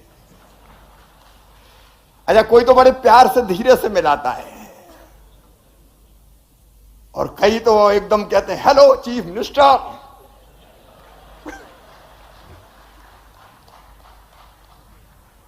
लेकिन अद्भुत प्यार है। और सचमुच में मुझे लगता है कि यही भारत के संस्कार भी है। हमारे प्रधानमंत्री जी ने G20 के लिए भी वसुधैव कुटुंबकम का मंत्र दे दिया। और प्रधानमंत्री जी ने जो कहा वो भारत की परंपरा है। आत्मवत सर्वभूतेषु, मतलब अपने जैसा सबको मानो। सब अपने जैसे, मतलब अपने ही है। कोई किसी देश का हो, अगर हम सब मिलके एक हैं, पूरा विश्व एक परिवार है। ये भारत के प्रधानमंत्री नरेंद्र मोदी हमारे ग्लोबल लीडर भी कहते हैं, और वो यहां दिखा। भारत का कहना है जियो और जीने दो। हम अकेले नहीं जीते, जियो और जीने दो। और विश्व का कल्याण हो, ये तो हमारे यहां, मैं विदेशी मित्रों से, मेरी बात सुन रहे होगे, ट्रांसलेशन की व्यवस्था है। हमने बच्चों को भारत के गांव में सिखाया है, धर्म की जय हो, अधर्म का नाश हो, प्राणियों में सद्भावना हो और विश्व का कल्याण हो। हमने कभी केवल भारत के कल्याण की कामना नहीं की, विश्व का कल्याण हो। और G20 का जो आयोजन हो रहा है भारत की अध्यक्षता में, वो भी विश्व के कल्याण का सर्वोत्तम उदाहरण बनेगा। देखो, अद्भुत देश है भारत। हमारे यहां मतभेद होते हैं तो अभी हम लड़ते नहीं हैं। हमारे पूर्वजों ने, ऋषियों ने कहा, एकम सद विपरा बहुधा बदंती। अगर मैंने कहा कि नहीं ये रास्ता ठीक नहीं है, ये ठीक है, तो हम लड़ते नहीं। उनका ठीक है, ये तुम्हारे लिए ठीक होगा, ये मेरे लिए ठीक है। मैं एक छोटा सा उदाहरण देता हूं। ईश्वर को अगर हम मानते हैं तो उसको कहते हैं आस्तिक। तो कई लोग मानते हैं कि ईश्वर मूर्ति में आता है, इसलिए मूर्ति की पूजा करते हैं, साकार मानते हैं, भगवान साकार है। तो कुछ लोगों ने भारत में कहा कि ये साकार नहीं है, भगवान एक मूर्ति में कैसे आ सकते हैं, वो तो सृष्टि के कण कण में निराकार हैं। तो उनका तुम भी सही हो, तुम साकार को मानो तो ठीक है, हम क्या नहीं मानते। किसी ने कहा तो निराकार को मानो, क्या दिक्कत है। लेकिन हमारे यहां एक और हुए चारवाक, जिनने कहा यावत जीवेत सुखम जीवेत ऋणम कृत्वा घृतम पीवेत भस्मीभूतस्य देहस्य पुनर्जन्म कुतो। जब तक जियो सुख से जियो, उधार लेके भी घी पियो।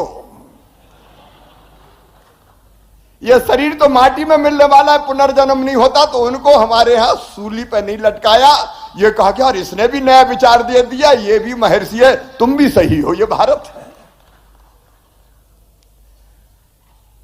और उसी भारत के प्यार से मध्य प्रदेश ने आपको बुलाया। मुझे कहते हुए प्रसन्नता है, ग्लोबल इन्वेस्टर समिट में 10 पार्टनर कंट्री में उनको धन्यवाद देता हूं। Japan, Canada, Netherlands, Guyana, Mauritius, Bangladesh, Zimbabwe, Suriname, Panama, Fiji, सबने अपने स्टॉल भी लगाए। 35 देशों के या तो एम्बेसडर या काउंसलेट जनरल या डिप्टी चीफ ऑफ मिशन उपस्थित रहे। 84 कंट्रीज ने पार्टिसिपेट किया है। 447 इंटरनेशनल बिजनेस डेलीगेट्स और 401 इंटरनेशनल बायर्स शामिल हुए। अभी बायर सेलर मीट के समय में चला गया तो ऐसी भीड़, ऐसे प्रेम से बैठे थे लोग, आपस में चर्चा कर रहे थे। इसने केवल हमसे नहीं जोड़ा, बायर सेलर को भी आपस में जोड़ दिया। लगभग 5000 से ज्यादा डेलीगेट आए। मुझे बताया कि जो एग्जीबिशन लगी 7000 से ज्यादा लोगों ने देखी। और सचिन जी यहां बैठे, G20 भी सारे के सारे 20 देश आए। G20 के बिजनेस डेलीगेट्स ने भाग लिया। एग्जीबिशन में आप जरूर, दिन ने नहीं देखा हो जरूर देख के जाना, अद्भुत है दोनों एग्जीबिशन, डिजिटल भी और मध्य प्रदेश पे आश्रित भी। 2600 से ज्यादा B2B मीटिंग हुई, 200 से ज्यादा B2G मीटिंग हुई, जिसमें 5000 से अधिक व्यापारी प्रतिनिधियों ने भाग लिया। अलग अलग हमारे सेक्टोरियल प्रेजेंस सेशंस 20 क्षेत्रों पर हुए। आपने किसी न किसी में भाग लिया होगा। Vendor development programme, 1-to-1 meeting, और जो सेक्टोरियल सेशंस है उनके डिटेल में नहीं जाऊंगा, कई 20 हुए, आपने कहीं ने भाग किया होगा। और इंदौर अद्भुत है। मैं सचमुच में कहता हूं, इंदौर से मध्य प्रदेश में निवेश का नया दौर प्रारंभ हो रहा है। और अभी तो हम आंकड़े लगातार गिनते जा रहे हैं, कितना इंटेंशन ऑफ इन्वेस्टमेंट, कितने लगातार आते जा रहे हैं। जाते जाते भी लोग कह रहे हैं नहीं अब तो मध्य प्रदेश में ही करेंगे। एक अद्भुत वातावरण है, विश्वास का वातावरण, निवेश की आइडियल डेस्टिनेशन अब मध्य प्रदेश है। इसलिए तो प्रधानमंत्री जी ने कल कहा था, मध्य प्रदेश अजब है, मध्य प्रदेश गजब है और मध्य प्रदेश सजग है। अजब इसलिए कि 18 साल में हमने शून्य से शिखर तक का सफर तय किया है, गड्ढे वाली सड़कों से लेकर शानदार हाईवेज तक और गंदगी के ढेर से स्वच्छता के शिखर तक का सफर। मैं प्रदेश की 8.5 करोड़ जनता को बधाई देता हूं, मध्य प्रदेश वासियों को बधाई देता हूं, इंदौर वासियों को बधाई देता हूं। इंदौर भी क्या है भैया, सचमुच में अद्भुत। बीमारू से हम मध्य प्रदेश अब अग्रणी राज्यों में, जैसे आपको बताया 19% से ज्यादा ग्रोथ रेट हमारी। गजब इसलिए है कि संसाधन से संपन्न है, लेकिन शांति के टापू हैं, अध्यात्म का केंद्र है, पर्यटन में बेजोड़ है, इंफ्रास्ट्रक्चर से लेकर टेक्नोलॉजी तक, इनोवेशन से लेकर एंटरप्रेन्योरशिप तक हर क्षेत्र में आगे चलने की क्षमता रखते हैं। इसलिए पीएम साहब ने कहा गजब हैं, और सजग इसलिए हैं कि हमने अपनी कोर क्षमताओं को ही अपनी शक्ति बनाया। चाहे एग्रीकल्चर हो, फूड प्रोसेसिंग हो, टेक्सटाइल हो, फार्मा हो, लॉजिस्टिक्स हो या आईटी हो, ऑटोमोबाइल हो या फिर रिन्यूएबल एनर्जी हो, यह मध्य प्रदेश की असली ताकत है। और इन सब में हम देश में अब अग्रणी हैं। अब प्रधानमंत्री जी ने एक बात और कही थी, एक स्थिर सरकार, एक निर्णायक सरकार और एक सही नियत से चलने वाली सरकार विकास को अभूतपूर्व गति देती है। मैं आपको विश्वास दिलाता हूं इस टीम के भरोसे कि विकास को निर्णायक गति दे के ही रहेंगे, जिसमें निवेश शामिल है। मित्रों, आज आपसे जो अलग अलग सेक्टोरियल सेशंस में कुछ तरह की समस्याएं आई, मैं उन पर चर्चा जरूर करना चाहूंगा। लेकिन मुझे सीईओ भी कहा, सिंधिया जी ने भी कहा, तोमर जी ने भी कहा, और इसलिए जिम्मेदारी और बढ़ जाती है। इसलिए मैं मध्य प्रदेश के सीईओ के रूप में आपको विश्वास दिलाता हूं, आपके निवेश की एक पाई भी व्यर्थ नहीं जाने देंगे। टीम मध्य प्रदेश हर हालत में आपके साथ खड़ी रहेगी, कोई दिक्कत आने नहीं देंगे। हम आपको ऐसा वातावरण देंगे कि आप खुद आगे भी निवेश बढ़ाने के लिए प्रोत्साहित होंगे। मेरी 7 सूत्रीय रणनीति, नंबर 1 संवाद लगातार, और नहीं तो इन्वेस्टर समिट में बुला लिया, बाद में फिर टाइम मांगा तो दिया ही नहीं। हम लगातार हमारी टीम लगातार संवाद में रहेगी। दूसरा सहयोग, हर परिस्थिति में आपको कोऑपरेट करेंगे, सहयोग। तीसरी सुविधा, नीति के अनुसार हर सुविधा देंगे। चौथा स्वीकृतियां, बिना चक्कर लगाए निश्चित समय सीमा में आपको सारे क्लियरेंसेज मिल जाए। 5वां सेतु, उद्योगों के लिए एक डेडिकेटेड हेल्पलाइन जिसका मैं जिक्र करूंगा। 6वां सिंगल विंडो सिस्टम, सरलता। सिंगल विंडो मतलब रियल सिंगल विंडो नहीं, कई बार सिंगल विंडो भी 7वीं 8वीं विंडो बन जाती है। और इसके बाद समन्वय, नहीं तो एक डिपार्टमेंट से दूसरे डिपार्टमेंट, यहां से आगे निकला तो वहां अटक गया। लेकिन समन्वय विभिन्न विभागों के बीच, विभिन्न एजेंसीज के बीच, यह हमारी रणनीति है। इस पर हम अमल करते हुए मध्य प्रदेश को आगे बढ़ाने का काम करेंगे। लेकिन चर्चा में से जो बिंदु निकले, एक विशेषकर गारमेंट सेक्टर्स के मित्रों ने कहा था, और एक बात सच भी है, ये बात हमारे स्टार्टअप्स पे भी आज सत्र हुआ। कई बार पूंजी कम है, और कम पूंजी में आप जमीन भी खरीद लो, आप बिल्डिंग भी बना दो, तो फिर मशीनरी के लिए पैसा कहां से लाओ? और इसलिए हर एक को जमीन क्यों खरीदनी पड़े? हर एक को बिल्डिंग क्यों बनानी पड़े? इसलिए हम गारमेंट सहित आईटी इनेबल्ड सर्विसेज सेक्टर में तो प्लग एंड प्ले की फैसिलिटी दे रहे थे, लेकिन गारमेंट सहित बाकी क्षेत्र में भी हम प्लग एंड प्ले की सुविधा विकसित करेंगे, और वो सरकारी सेक्टर में भी करेंगे, और प्राइवेट सेक्टर भी आना चाहे तो उसका भी स्वागत करेंगे, ताकि मेरे बच्चों को बड़ी पूंजी ना लगाना पड़े। बना बनाया अगर स्थान उसको मिल जाए तो अपनी मशीन लगाए और काम प्रारंभ कर दे। ये plug and play facility create करेंगे। और दूसरी चीज मैं बहुत महत्वपूर्ण मानता हूं, कई तरह की कठिनाई आती है, उन कठिनाइयों को अगर आए तो हर कठिनाई के लिए लोग भोपाल आए, ये जरूरी नहीं है। मैं अपने इन्वेस्टर मित्रों को या जो इन्वेस्टमेंट करना चाहते हैं उनको ये कह रहा हूं, आपके पास अगर कोई निवेश के क्षेत्र में समस्या आती है तो उसके समाधान के लिए इन्वेस्ट एमपी गांव इन पोर्टल पर how can I help you की विंडो खोली जा रही है।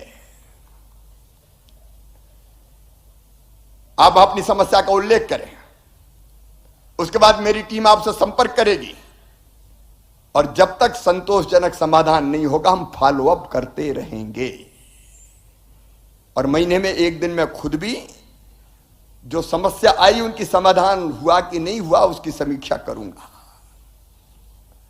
मैं समझता हूं ये निवेश के लिए बहुत महत्वपूर्ण होगा। और नंबर 3,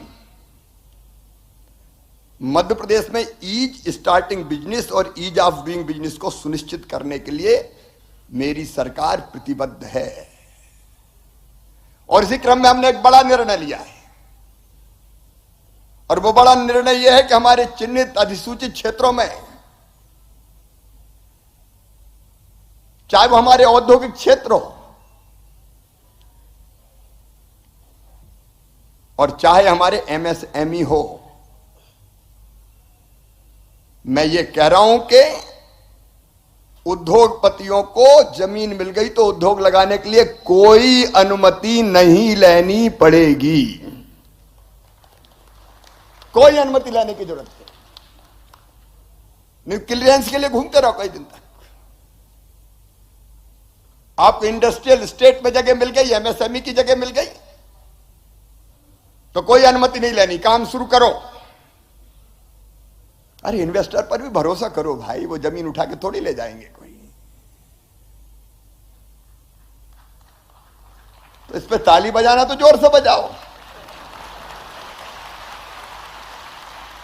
अपन तो इनफॉर्मल बात कर रहे हैं, क्योंकि कहीं ने बताया कि यार ये समस्या, अब इसकी क्लियरेंस, अब उसकी क्लियरेंस, क्लियरेंस में ही क्लियर हो जाता है मामला कई बार।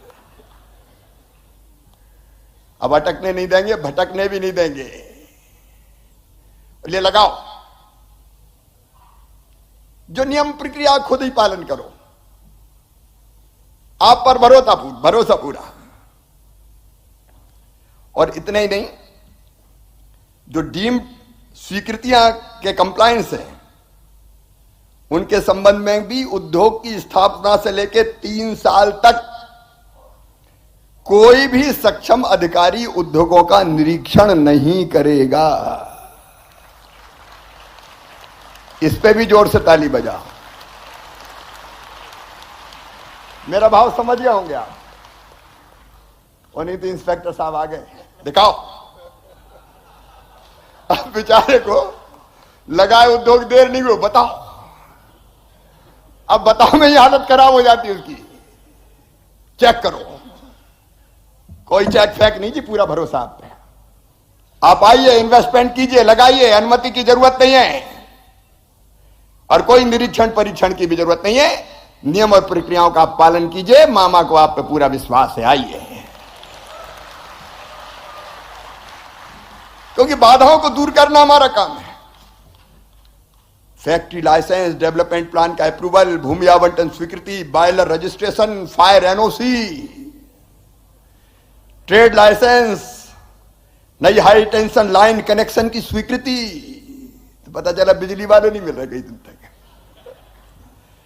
औद्योगिक क्षेत्र में भवन निर्माण, building permission, recycling treatment, solid waste management, नए डीजल जनरेटर सेट इंस्टॉल करने की परमिशन।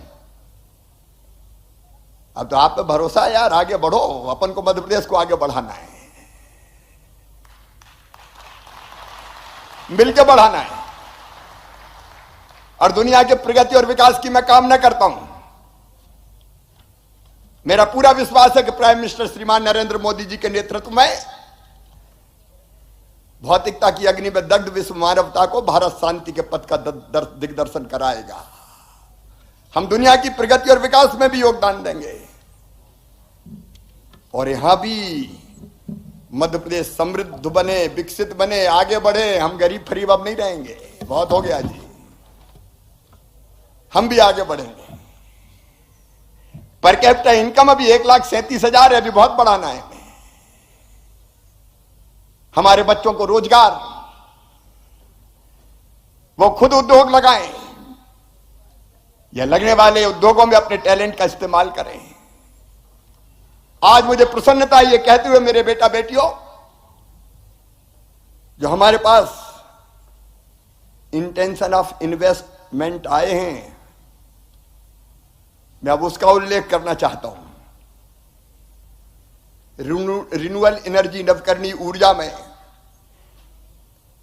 6,09,478 करोड़ के 11,84,954 लोगों को रोजगार मिलेगा। Urban infrastructure 2,80,753 crore. अरे धन वर्षा हो रही है तो ताली वर्षा भी हो जाए। 4,50,127 को रोजगार। Food processing, agri processing 1,06,149 crore. 2,20,160 रोजगार। आईटी और आईटी के साथ जो एलाइड सेक्टर है 78,778। 2,22,371 को रोजगार। केमिकल और पेट्रोलियम उत्पाद 76,769 करोड़। 71,704 रोजगार। सर्विसेज में 71,351 करोड़। 1,66,700 रोजगार। ऑटोमोबाइल इंजीनियरिंग और ईबी, इलेक्ट्रिक व्हीकल 42,254 करोड़। 69,962 रोजगार। फार्मा और हेल्थ केयर 17,991 करोड़। 1,42,614 रोजगार। लॉजिस्टिक और वेयर हाउसिंग 17,916 करोड़। 56,373 रोजगार। टेक्सटाइल और रेडीमेड गारमेंट्स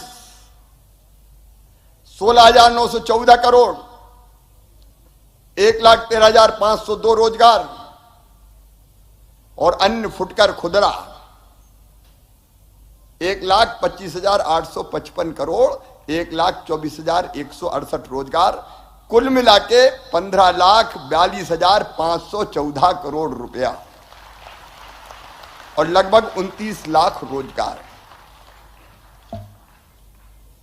ये एक बड़ी सफलता है। और जिनने ये प्रस्ताव दिए हैं, मुझे पूरा विश्वास है हम फॉलोअप का एक पूरा सिस्टम बना रहे हैं। जिनने प्रस्ताव पोर्टल में प्रस्तुत किया है उसे मूर्त रूप देने के लिए तत्काल हम जानकारी प्राप्त करेंगे और उनको किस क्षेत्र में निवेश के लिए क्या क्या सहयोग चाहिए वो सहयोग प्रदान करेंगे। जैसे ही जानकारी प्राप्त होगी उनके द्वारा वांछनीय सहयोग मध्य प्रदेश शासन और संबंधित विभाग द्वारा किया जाएगा। उसका पूरा मैकेनिज्म हम बनाएंगे। और 1-to-1 मीटिंग में भी बहुत आए मेरे पास। मैंने कहा कि हाथ बहुत मिलाए, हाथ नहीं मिलाए, दिल भी मिलाए। और इसलिए इनके जो ठोस प्रस्ताव प्राप्त हुए हैं और उन्होंने जो सहयोग चाहा उस पर भी तत्काल कार्रवाई प्रारंभ कर दी गई है। चिन्हित इन्वेस्टमेंट पे हम एक फॉलोअप के लिए एक अधिकारी भी लगा देंगे पीछे, उनकी सारी चीजों को वो फॉलोअप करेगा। मेरे मित्रों, ये इन्वेस्टमेंट का समिट का, ग्लोबल इन्वेस्टर समिट का समापन पूरे विश्वास के साथ हो रहा है। ये सही कहा कि मध्य प्रदेश रनवे पे तेजी से दौड़ रहा है, लेकिन मैं कह रहा हूं इस समिट के बाद हम टेक ऑफ कर रहे हैं अनंत आकाश में ऊंची उड़ान भरने के लिए। एक बार मैं फिर आप जो पधारे 84 देशों से सभी साथियों का हृदय से स्वागत करता हूं। मेरे इन्वेस्टर मित्रों का स्वागत करता हूं। देश से, मध्य प्रदेश से जो इन्वेस्टर पधारे और जिन्होंने अपने अनुभव साझा किए और मध्य प्रदेश पे विश्वास जताया है, उन सबको मैं हृदय से धन्यवाद देता हूं, इस विश्वास के साथ कि मध्य प्रदेश की धरती पर हम निराश नहीं होने देंगे किसी भी कीमत पर। इंदौर को धन्यवाद, इस पे भी जोर से ताली है। क्या शहर ऐसा, लोग कह रहे थे कि गलियों में कचरा ढूंढने निकले, वहां भी कहीं नहीं मिला। सारा कचरा साफ कर दिया। मध्य प्रदेश भी स्वच्छता में नंबर 1। इंदौर को, मध्य प्रदेश को, मेरे मंत्रियों की टीम को जो मंच पे नहीं आई लेकिन नीचे बैठ के दिनों रात काम करती रही, सीएसपीएस सहित सारे अधिकारी कर्मचारियों को, पत्रकार मित्रों को, कन्वेंशन सेंटर वालों को भी। लेकिन अब इंदौर में 10,000 की क्षमता का एक नया कन्वेंशन सेंटर भी बनाया जाएगा। ये अब छोटा पड़ने लगा, क्या करें। आईडीए के चेयरमैन बैठे हुए चावड़ा जी, तैयार हो ना, तो तैयार कीजिए बड़ा, क्योंकि अगली बार पता नहीं कितने लोग आएंगे। एक बार फिर आपका दिल से स्वागत, हृदय से स्वागत, भावनाओं से स्वागत। और अब विदा, लेकिन मैंने कहा कि ऐसे जाने नहीं दूंगा, रिश्ता परमानेंट जोड़ा है, बार बार आने के लिए विदा। बहुत बहुत धन्यवाद, प्रणाम, नमस्कार।